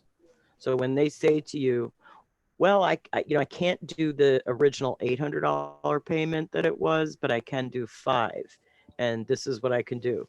Say, okay, let me take that to the finance team and see what we come back with. You understand? You're an advocate for the borrower that the company has hired to work on the borrower's behalf. against the company. That's the position you should take. You have Gotcha. no you have no decision making power. You don't own the note. You are somebody, working on their behalf. But I got you. formulate relationships. Jay, have a great night. Get a microphone. I'd love to talk with you. Um, Jay is leaving, everybody. Bye, Jay. He's awesome. Um, so that's Bye, the best advice. Jay. Aw, I love this group. But that's the best advice I could give you. All right, no, that's good. That makes sense. That was a good even at the end with the advocate working with the borrower. And then I get this most likely my last question. Oh, Listen, I've taken this thing until midnight. I'm happy as long as there are again, that's also in my class. I always tell people you have me from 10 in the morning till whenever. So if that's 3 in the morning, it's 3 in the morning. I will literally talk notes with you forever. that's good to know. That's good to know. So when doing a secondary when doing a secondary note, like as a secondary, do you still do a BPO or do you always do a BPO? So secondary would refer to the market. So just say second. Okay, Say seconds. In second position, I don't care about a BPO. That's a first position thing. gotcha. And the reason you get BPOs in the first position is you pay the percentage that you agree to pay to the seller, you pay on the lower of the BPO or the UPB. That's why you get BPOs. Um, and because you care about the house value. In second position, I don't necessarily care so much about the house value, except as it pertains to can it sustain both the first and the second. What I normally do for that, because I can have a tape of 50 people, 50 notes. Am I going to send 50 real estate agents out to get BPOs? Yeah, that's Um, true. no. The answer to that is no. So what I normally do is I do AVMs, automated valuation models, Zillow, Trulia, Remax, Chase, and I average them together. Some people go with the lowest, some people go with the highest. I take the average because I'm taking then every algorithm into consideration. So I go with the average. Got you. Makes sense. Makes sense. But you no, in seconds you do not need um, BPOs.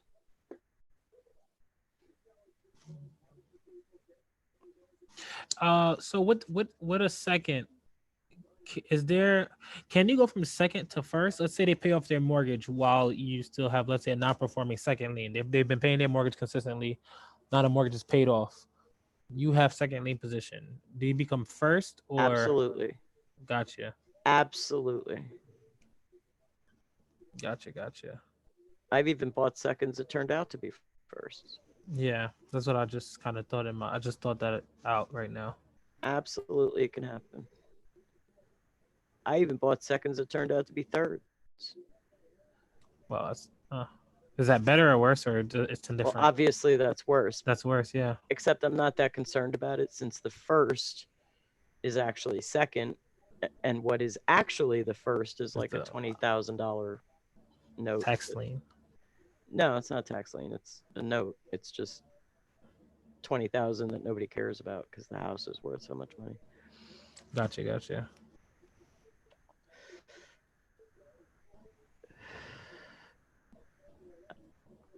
I even bought thirds, seconds that turned out to be fourths that turned out to be firsts. It's like Kathy, I have a question. Is Can you hear me? I can hear you. Is Rick one of your partner, Rick Allen? I have no idea who Rick Allen is. That's Paper Stack. Okay. Yeah, Uh, I have no. Oh, yeah, no. uh, do you if a borrower has, you have the second note and they need help, if Uh-huh. they're paying you after modification, they need help to build their credit and report to the credit bureau. Uh-huh. Do you do that for your borrowers? So if you're boarding with a place like FCI and they have reporting capabilities, you can do it through that. It's going to cost you a lot. It's expensive. Mm. Um, but you can do it. You yourself personally as ABC LLC cannot do it.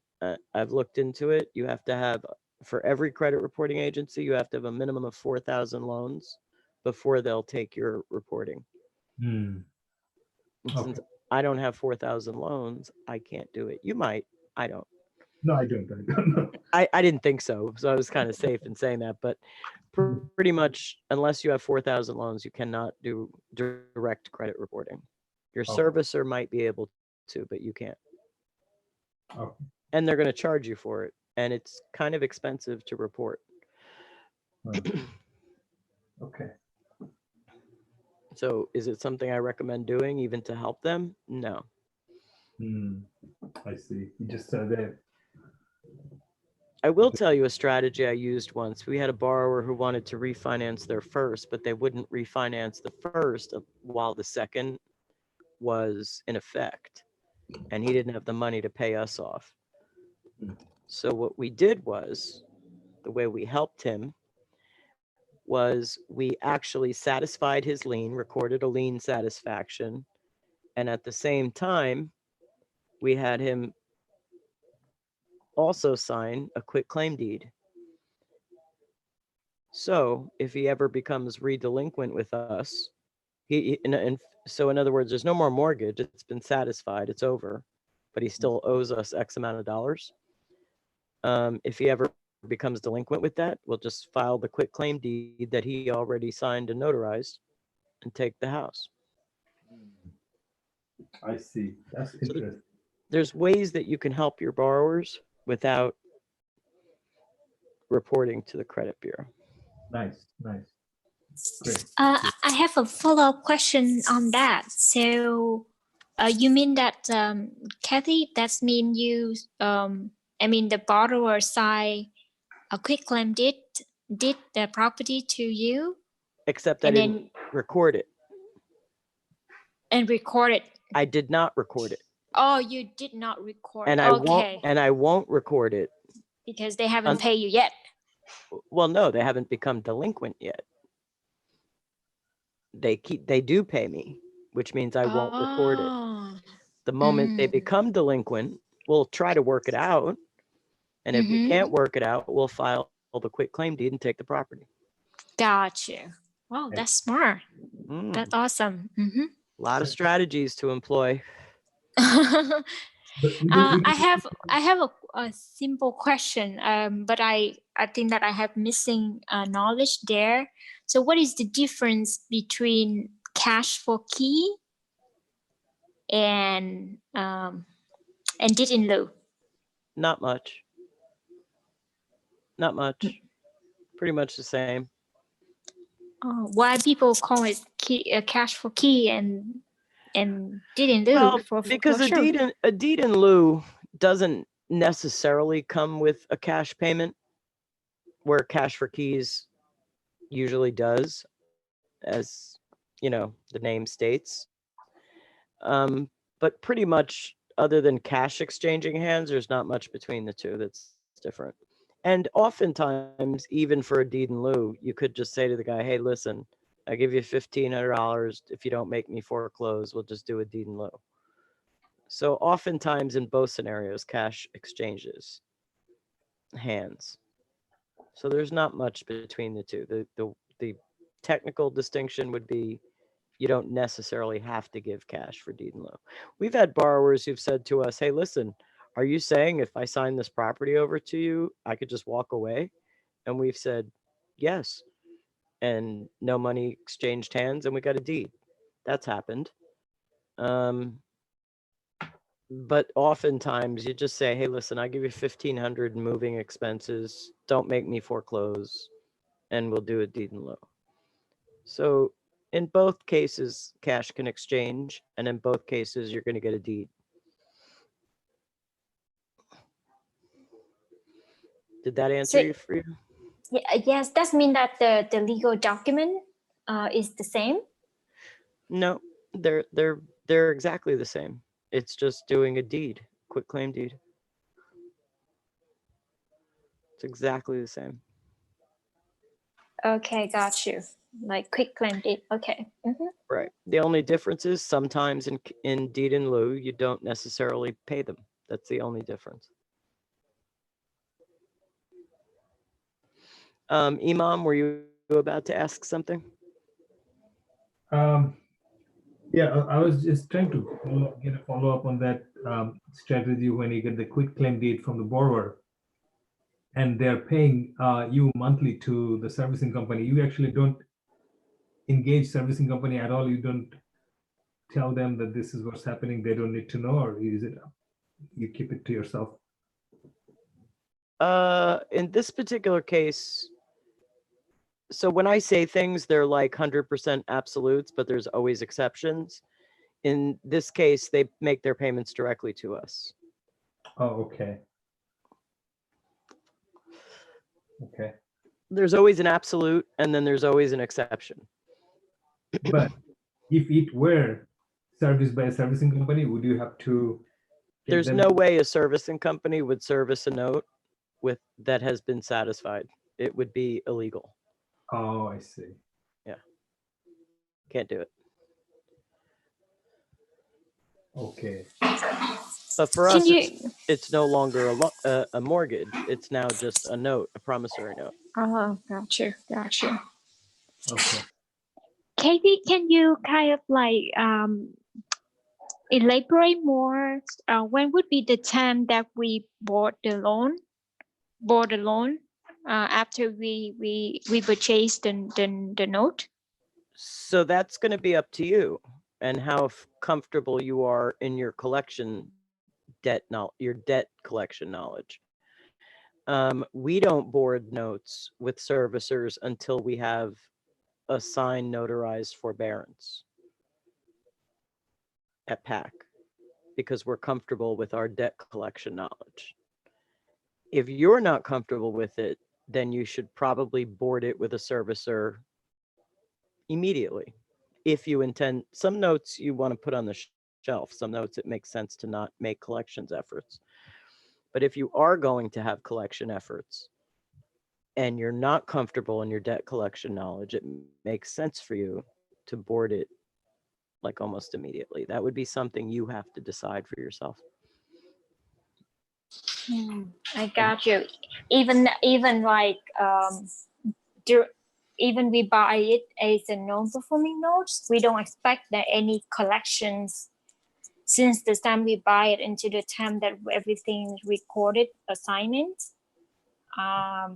But it's always good to have the servicer to kind of communicate with the borrower and send the statement. If you don't feel comfortable doing it, absolutely. Absolutely.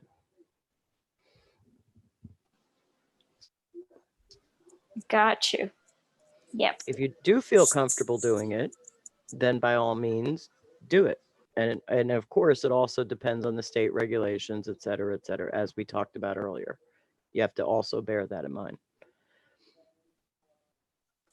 And in order to do that, is like some states is required you have to have license to do, servicing, loan servicing. That's right. In some states, it's a sort of a new trend, a new phenomenon in recent years that you have to have some kind of registration, some kind of license, some kind of et cetera, in order to do debt collection. But if you're properly registered, then you'll be okay.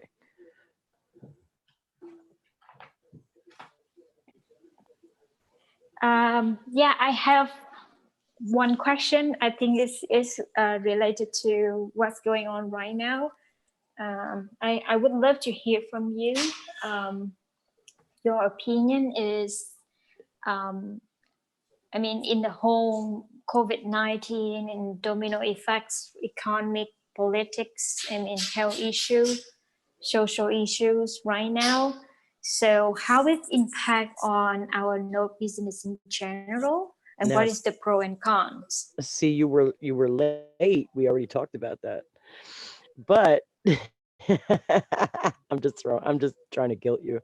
Um, so I personally believe that it's going to kind of skyrocket once the country opens back up. And also bear in mind, the whole country hasn't been closed. There's been a lot of industries that have been open. There are industries that are hiring left, right, and center, like Domino's Pizza, Lowe's, Home Depot, truckers. So there's a lot of businesses that are actually still going and, in fact, hiring out the yin yang. Having said that, I think that once the economy does open back up, I think things are going to skyrocket and fairly quickly. I know the moment the quarantine is over, I'm going to go out and have a drink and a meatball sub at my favorite, at my, right? For sure. At my favorite place. And so having said that, that's not the case for everyone. And there are people that are out of work and the unemployment rates are through the roof. And I know they keep saying 30, but it's actually 13% of people didn't pay their rent last month and blah, blah, blah, blah, blah. However, the people that didn't pay their rent to their landlord, the landlord didn't pay the mortgage either, which leads us to where we are right here in this question. There's something that's coming out of this COVID-19 that's called a silent second that everybody needs to be aware of. And that silent second is, in effect, the mortgage payments that are due now that aren't being made now. And the banks that are offering forbearance on those payments. What they're doing is tacking them onto the end of the note, the original note. That's the general theory that people are using, or methodology rather, that Yeah. people are using. And so Most of them they do that, huh? right. Most of the And bank they do that. yes, right. So that's going to become what's being called a silent second, meaning it's still part of the first, but it's large enough that it could actually ask you out of your equity and your stake in the property. So that's actually something to be aware of. I personally don't think the effects are going to be tremendously long on this. If you do buy notes, you maybe hold them until this is over. I personally think the economy is going to shoot back up fairly quickly. And I don't really see a ton of downside. I see like a 3-month moratorium kind of thing, like a hold period. That's my personal take on it. I'm not an economist, but I'm not usually wrong about these things. So that's my personal take on it. You need to make your decision on it. If you think there's going to be a slow recovery, buying seconds might not be the best thing to do. Maybe buying firsts is the best thing to do, and then foreclose on a lot of people. It's not something I personally could do or want to do, but if you're comfortable with it, by all means do it. And I'm non-judgmental about it. I think whatever works. So I don't know if that answers your question. It's a hard thing to answer because none of us have a crystal ball. I just know what my personal feelings on the topic are. And like I said, that I think the economy is going to shoot back up and life is going to get back to fairly normal fairly quickly. I know that was redundant, but it worked. Got you. Does that help Got you.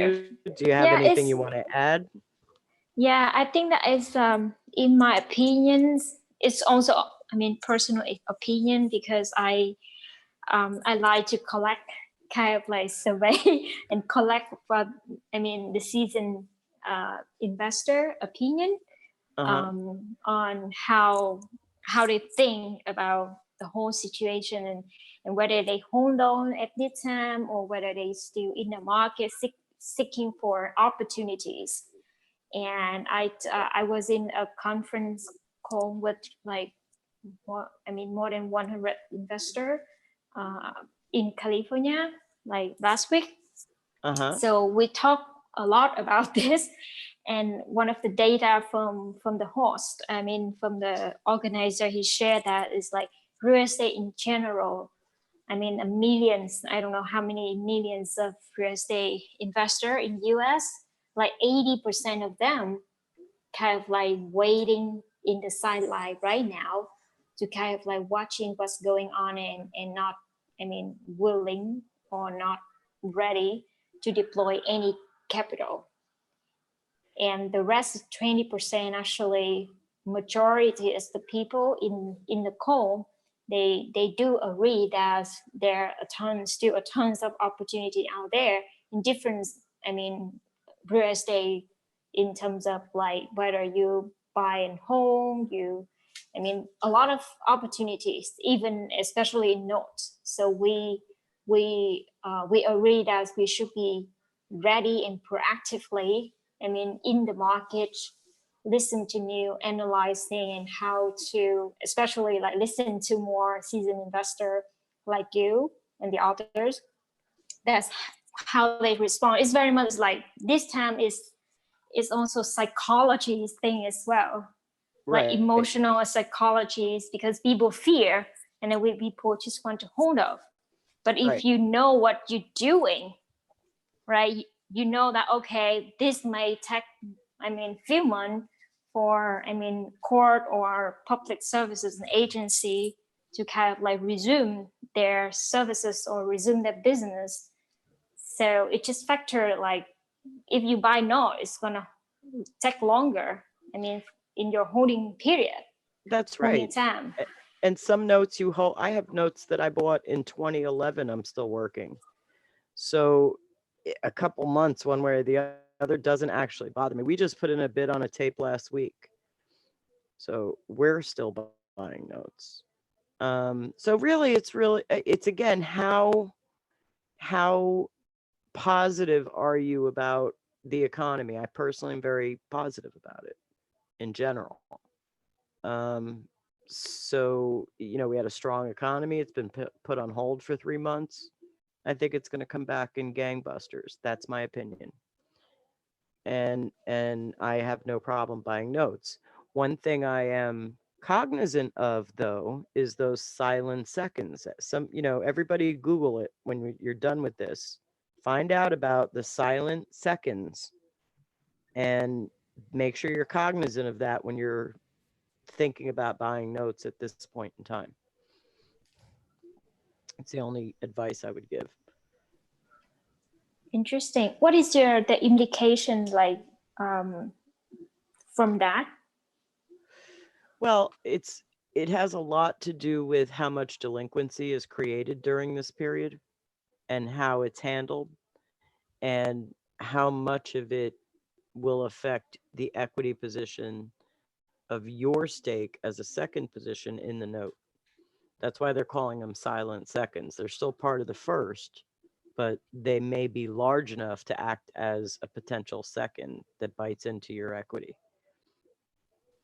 Gotcha. Mm-hmm. Gotcha. So, Google it, read up on it when we're done with this. It's a new term that's coming out, just like social distancing is a brand new term, so is silent seconds. So Google it, read up on it, figure it out, how comfortable you are with the concept. Like I said, we just made a bid on a tape last week, so, we're still buying notes.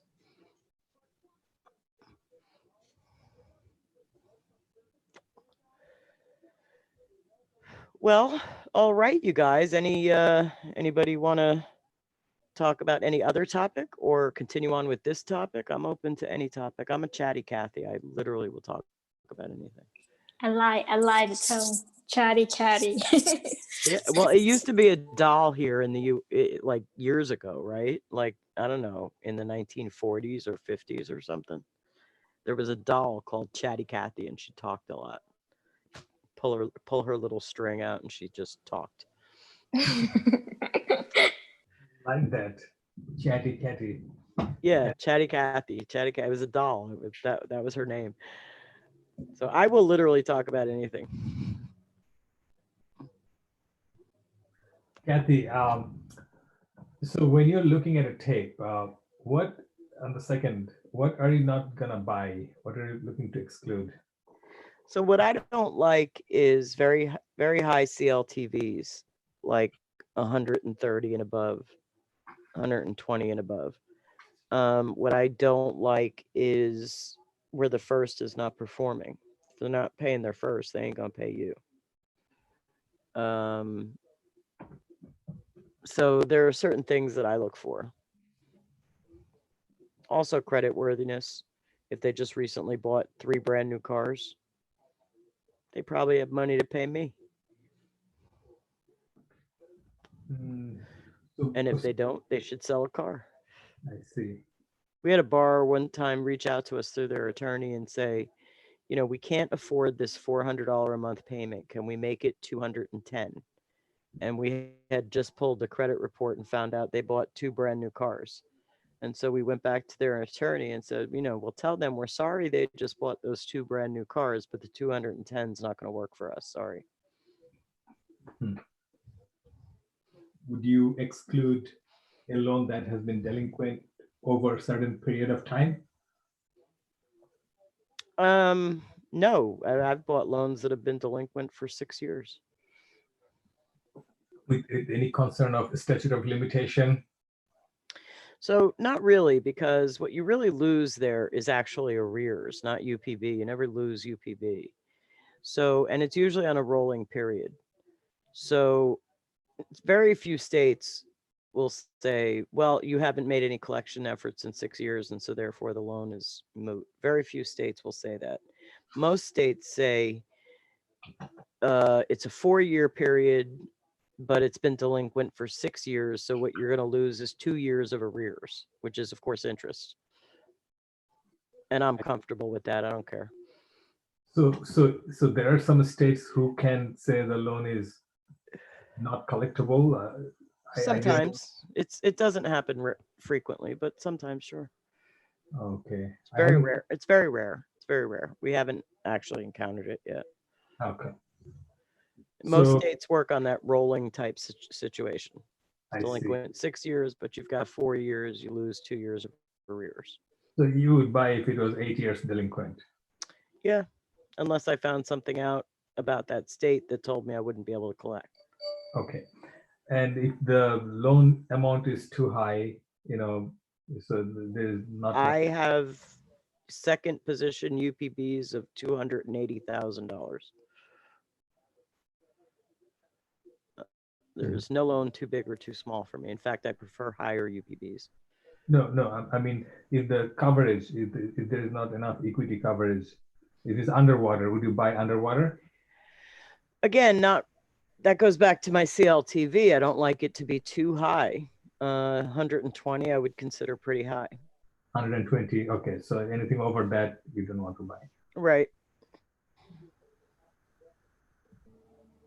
You know, if you come across any note like if the CLTV is higher than 120%, or if the loan is delinquent for a long time, you know, I would buy them if you pass it over. All right. Have you gone over to the PAC website and filled out the NDA? No, I have not. Okay. If you do that, there's a questionnaire attached to it. Mhm. Ask, what you're interested in. Send it over to Al, or info@pacdesk.com. Al will get it and he'll know that you're interested in that stuff. And when we get it, again, we're buying holders. We pretty much buy what we want and what we're intending to keep. We don't generally sell loans, but we do have some where we're interested in selling, and we have about 3 or 4 that we're interested in selling right now. So but you have to have an NDA on file for us to share info with you. Okay. Yeah, I know Al. So Yeah. Yeah, and just when you send it to info@packdesk.com, just include a personal note. Met you in Vegas. Blah blah blah blah blah. We were on the hiking trip together. yeah. What was that guy's name who was running it? Chandra Lau. Yeah, he always pretends to be a big wig. It's so funny. He does. Yeah. He does. He's a good speaker. So, he comes across that way. Yeah, like he's a big wig, but not really. Um, he's kind of funny. Uh, but yeah, tell him you were on the hiking trip in Vegas and you guys met there, and and let him know you're interested. You don't mind a CLTV over 120. You don't mind extended delinquency, Yeah. and he can show you what we have. Okay. That sounds good. He's the asset manager. He takes care of all that. I don't really take care of that stuff. Okay. I'm Cool. pretty much the boring part of PAC. I'm like the back end paperwork administration, boring part of it, the Hmm. nuts and bolts of it. Mhm. Everybody else does the more interesting stuff. I also ironically happen to be the face of PAC, so go figure that one out. If I were to reach out to you, send an email to you, what email should I use? Uh, Listen, I'm gonna be very honest with you. Don't expect an immediate response because I am ridiculously ineffective at that kind of stuff. Okay.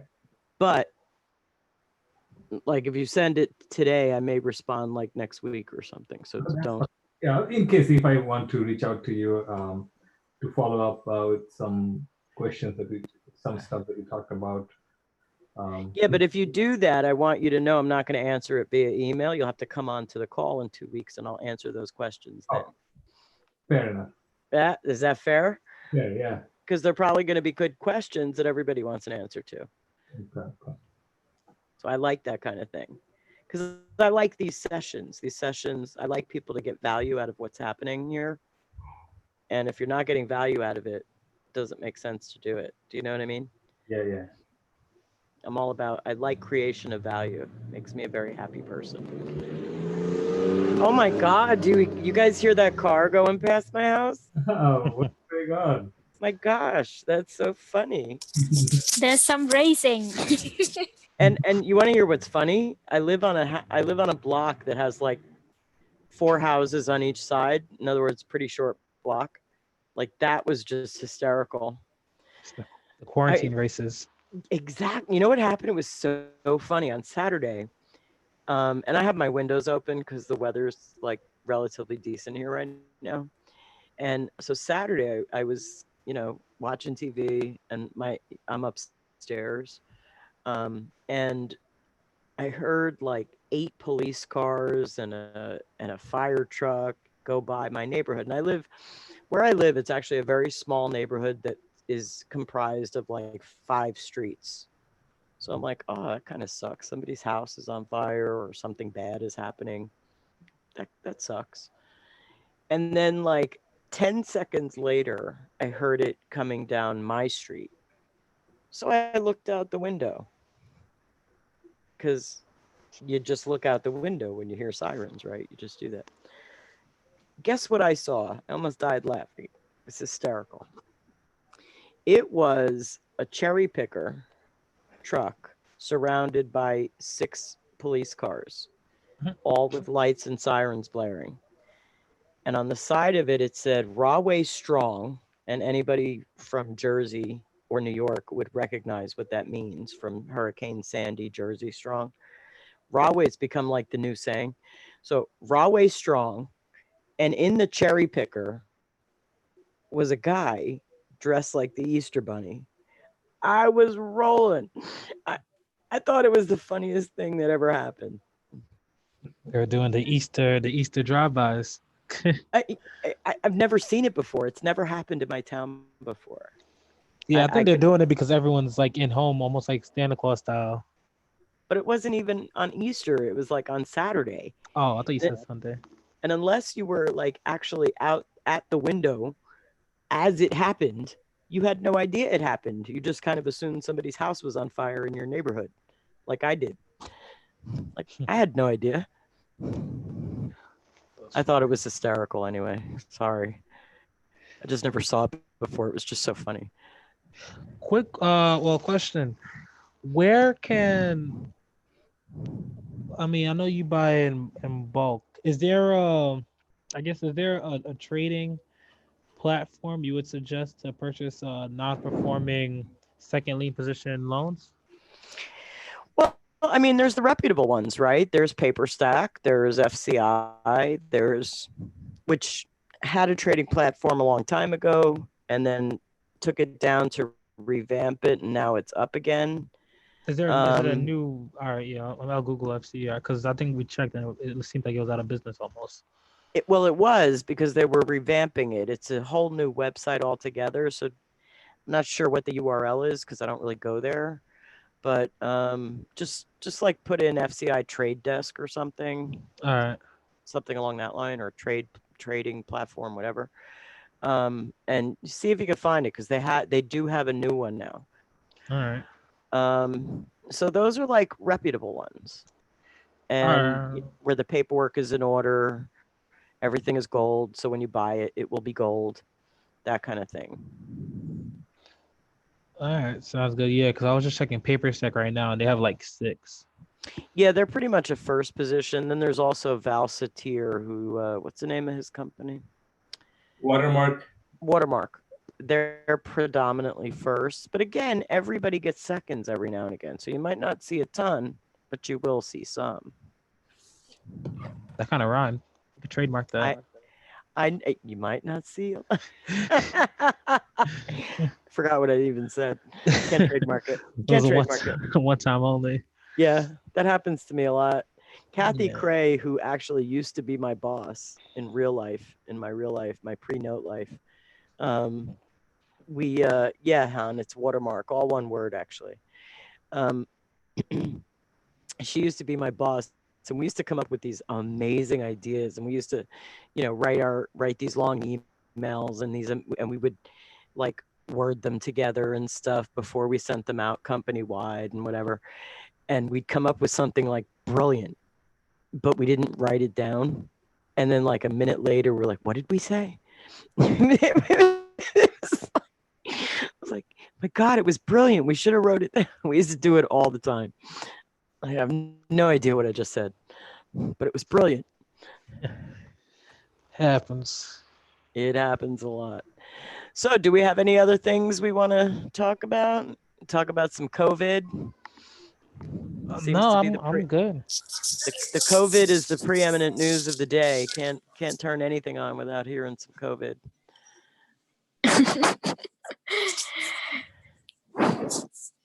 I think it's good tonight. Yeah. I'm not Thank you scared. so much. Thank you Oh, so much for your sharing very useful insights about business. Actually, I like what you're doing, Kathy. well, thank you. Maybe it's just about like I like to investigate and digging further things, especially the paper. Yeah, absolutely. I mean, we and that's kind of what I'm hoping is to give everybody the good, the bad, and the ugly, just so everybody's aware of what's happening. And to if you're interested, do it because it is a good, worthwhile business. And 3 of our 4 partners do this exclusively. So it's good stuff. We do this particular webinar every 2 weeks, every other Wednesday. And I know you've joined us once or twice before, so you're always welcome. It's an open forum. I also live stream it on YouTube at the same time. So if you want to go back and listen, it's on YouTube. The channel is called Paper Assets Capital. So yeah, by all means. That's awesome. Thank you so much. And actually, I read. Actually, I listened to a book. Note investing make easier. Oh God. And the gentleman, the author, actually And who? mentioned you, Yeah. mentioned both of you, both Kathy. Yes, I know. That would be Fuquan, right? Note investing made easier. That was Fuquan, right? Not Fuquan. I think. Let me Ma- see. I think it's Oh, Martin, right? Martin Science. That's right. Every time I hear somebody has a book on note investing, I'm like, oh my god, what'd they say? What'd they say? What'd they say? Now we try to at PAC we try to remember I was talking to you about it being a small incestuous business and people will talk shit about you if you don't do the right thing. I'm really big on doing the right thing because the last thing I ever want is number one to do somebody dirty, but number two to have people talk nasty. Yeah. I have a very weak psyche. I'm kidding, but I do actually take my reputation fairly seriously, and I want people to be Me comfortable. too. Mm-hmm. And that's a large part of the reason I do this.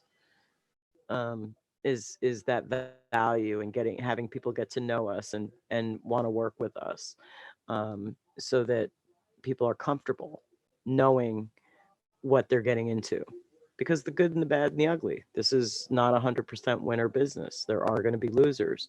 Everybody should be aware of that, you know. Yeah. Yeah. I'm more interested in listening to, I mean, the earthly things, because that is really useful and helpful for us to, to open eyes to see what kind of risk and how can What kind of season. pitfalls and how to mitigate them. It's Yeah, almost yeah, how to mitigate them. That's a whole thing, right? So when we invest, we always look at risk and how can we de-risk, how can we mitigate it, and then let the upside take care of itself.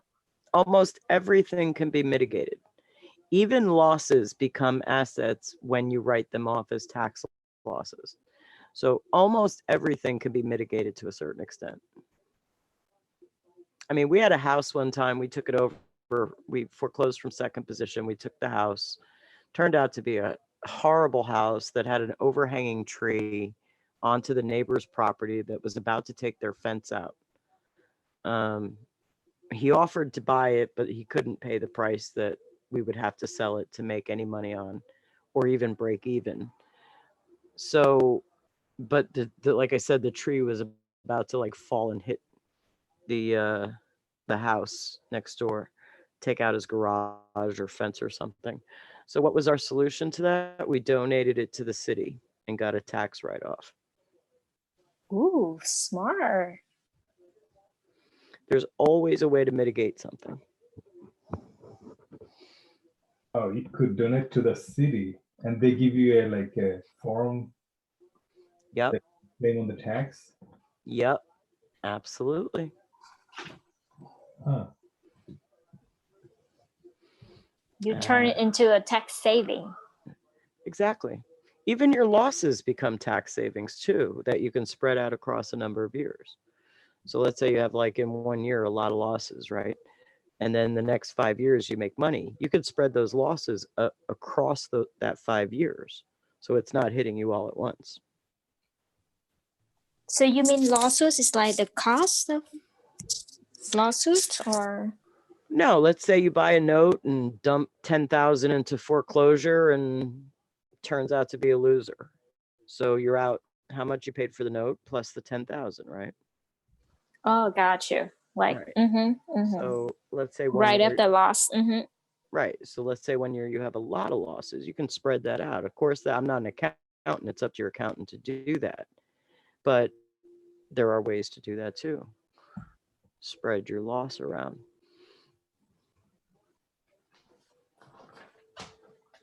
Carry Yeah, your that's loss over. Yep. that is like something that I really interested, because that's there are two kind of, the organization to hold notes, right? Mm-hmm. Actually three, either go, we open the LLC or S corp or trust. Trust is more for privacy purposes, Mm-hmm. and then self-directed IRA. Or you can have an LLC that lives in a trust, which is even better. Yeah, checkbook. Yeah, checkbook. No, you're talking about a Right? checkbook IRA. I'm talking about two different things. You said three things: LLC, trust, or self-directed IRA. Uh-huh. What's better is to have an LLC that lives in a trust. That's even better. What's also better is to have an LLC that lives in a self-directed IRA. Also better. Mm-hmm. Always better. For example, the way PAC is set up, there are 4 partners in PAC. Ask me if I'm a direct member of PAC. The answer is no. What is a direct member of PAC is an LLC that I own. So it's an LLC within an LLC. Got you. Like, you own a percentage of interest. Your LLC own a percentage of interest Right. of And I own that. that LLC. That's right. To layer.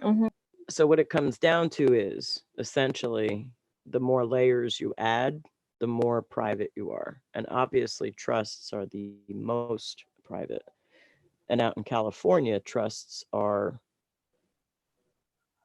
like cash is king kind of thing. Cash is king? No, I'm talking about it being spectacular. Oh, The way the state of California handles like business trusts is just phenomenal.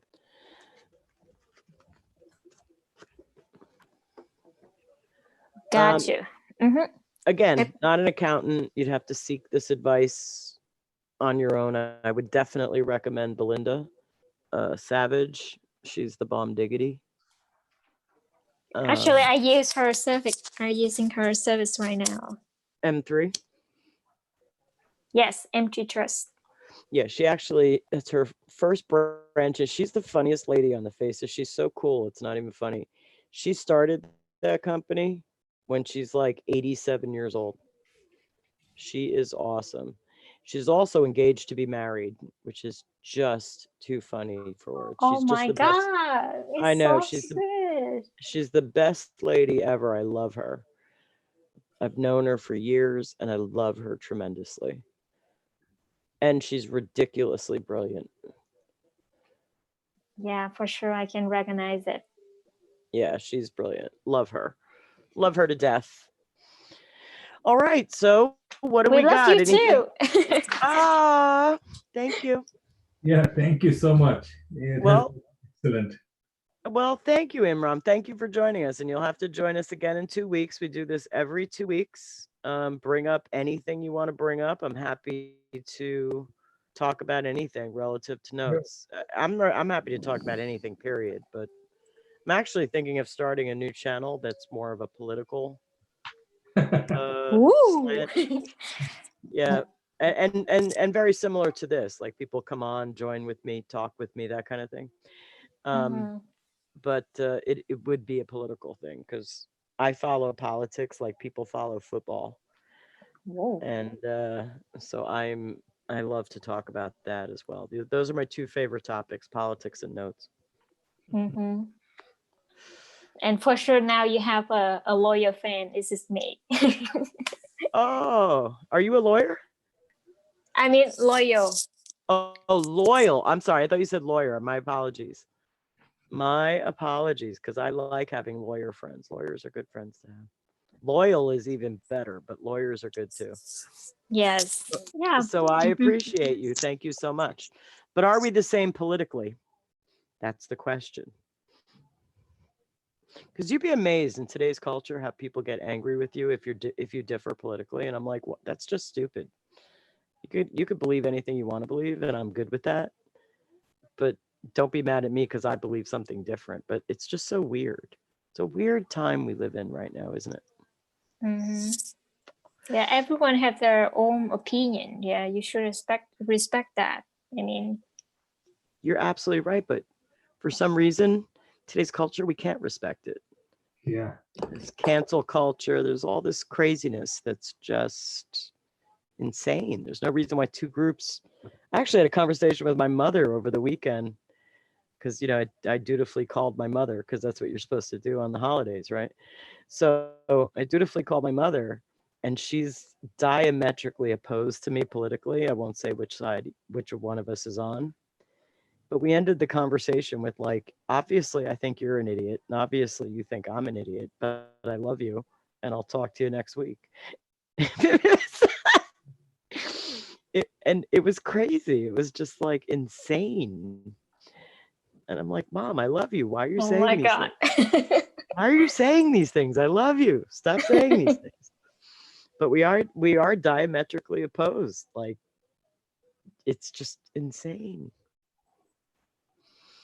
I'll give you a clue on which side she's on. She's a college professor. The That should be a educated clue. one. Huh? The educated college professor. Yep. I Oh can. yes. Yeah. The brilliant of the brilliant. That, Oh I, yes. Do you know who Thomas Sowell is, Imran? I'm sorry. Who? Thomas Sowell. No, I don't. Thomas Sowell is one of the most brilliant thinkers of our time. He's also a college professor. Um, he wrote a book, and I can't think of the name of it right now, but the basic point of the book is that the intelligentsia are the idiots.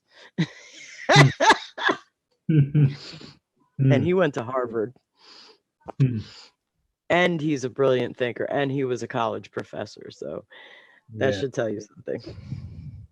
Yeah. Yeah. There's so many different opinion, and everybody believes in something, and they have reasons to believe in it. That's right. Just the tolerance, like, okay, if you don't agree with me, you can leave the country. It's like what? Right. Or I'm going to call your boss and tell him what you think, and you're going to get fired. Yeah. It's a terrible thing. It's a terrible place that we live in today. You know, it's funny. I not to get too political, but just as an example, I personally am pro-life. I publicly am pro-choice. In other words, I personally could never do it, but I certainly wouldn't tell you that it's bad for you to do it, right? Mhm. Yep. Like, not my place to do that. I don't walk in your shoes. Yeah. So people have a hard time with that as a concept. If you're pro-life, you should be pro-life. Well, who am I to tell you what you should do? I Exactly. can't. I can't tell you that. It's not my business. Personally, would never do it. Yep. And then, And people have a hard time with that. yeah, I can believe in many things, but I should not be forcing it onto you. That's exactly right. And you shouldn't also hate me because I think differently, Yeah. or think Exactly. I'm stupid because I think differently. Because you're right. Everybody comes from a different place. It's very funny to me, like with this whole socialist twist that we're taking these days. How many people who actually lived under socialism and communism Mhm. are and know what it's really like, and how take Venezuela 20 years ago, 25 years ago, Venezuela was one of the wealthiest countries on earth. Today, people are eating out of garbage trucks to eat. Um, it can happen that fast in the drop of a hat. And what's happening is you have so many people taking that slant today, that socialist slant. I don't know. I don't know. However, people who've actually lived under those kind of countries and those kind of regimes are ridiculously against it. And I say to myself, I'm not for socialism, but I don't hate you because you are. Do you know what I mean? It's weird. It's a weird time we live in. It's very strange. Yeah. Hmm. Very strange. Yeah. But anyway, as long as we all get along, that's all I care about. Life is good. We all try to do the right thing, take care of each other, take care of our neighbors. And right now, taking care of your neighbors means staying in the house. And that's good. That's good. I mean, that's, not for nothing. Just that act alone is saving lives. So, way to go. But having said that, we do it again in 2 weeks on Wednesday. I hope to see you all there. If any of you are interested in joining a political chat on another channel, let me know. All right. Thank you so much. All right. You guys have a great rest of the night. Enjoy Thank you, yourself. thank you so much. It was good. A lot of good information. Thank you, Elvis. My pleasure. And do join us again also. all newbies tonight, or not newbies, but newbies to me is what I kind of meant. Sorry about that. All new people in the group tonight, which was nice. So keep it up. It's good stuff. And listen to some of the other ones. Some of the other ones have good information. Listen to the Note MBA. Subscribe to the channel. That's always fun. Make me happy. All right, no, definitely. Can you put the channel name inside the chat, the Zoom chat, just so I can copy it and throw it in?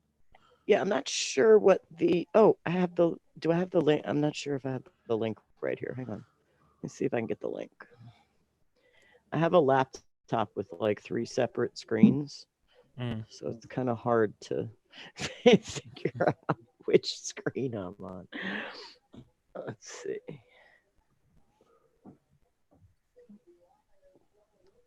Somebody click on this as soon as I post it and see if it takes you where I think it will take you.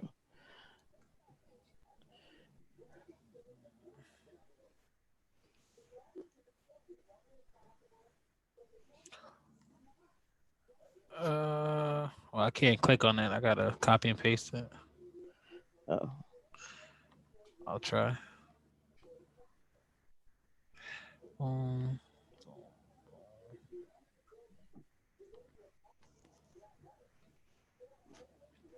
it doesn't work.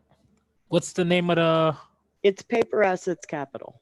right, gotcha. So I guess if you put in a search for Paper Assets Capital, it should come up in YouTube. Got you. All right. All right. So everybody have a great rest of the night. It was so great to talk to you guys. I loved the interaction this evening. Keep it up. All right. Thanks for the information. Have a We'll good keep night. in Thank you. touch. Thank you. All right. See y'all in 2 weeks.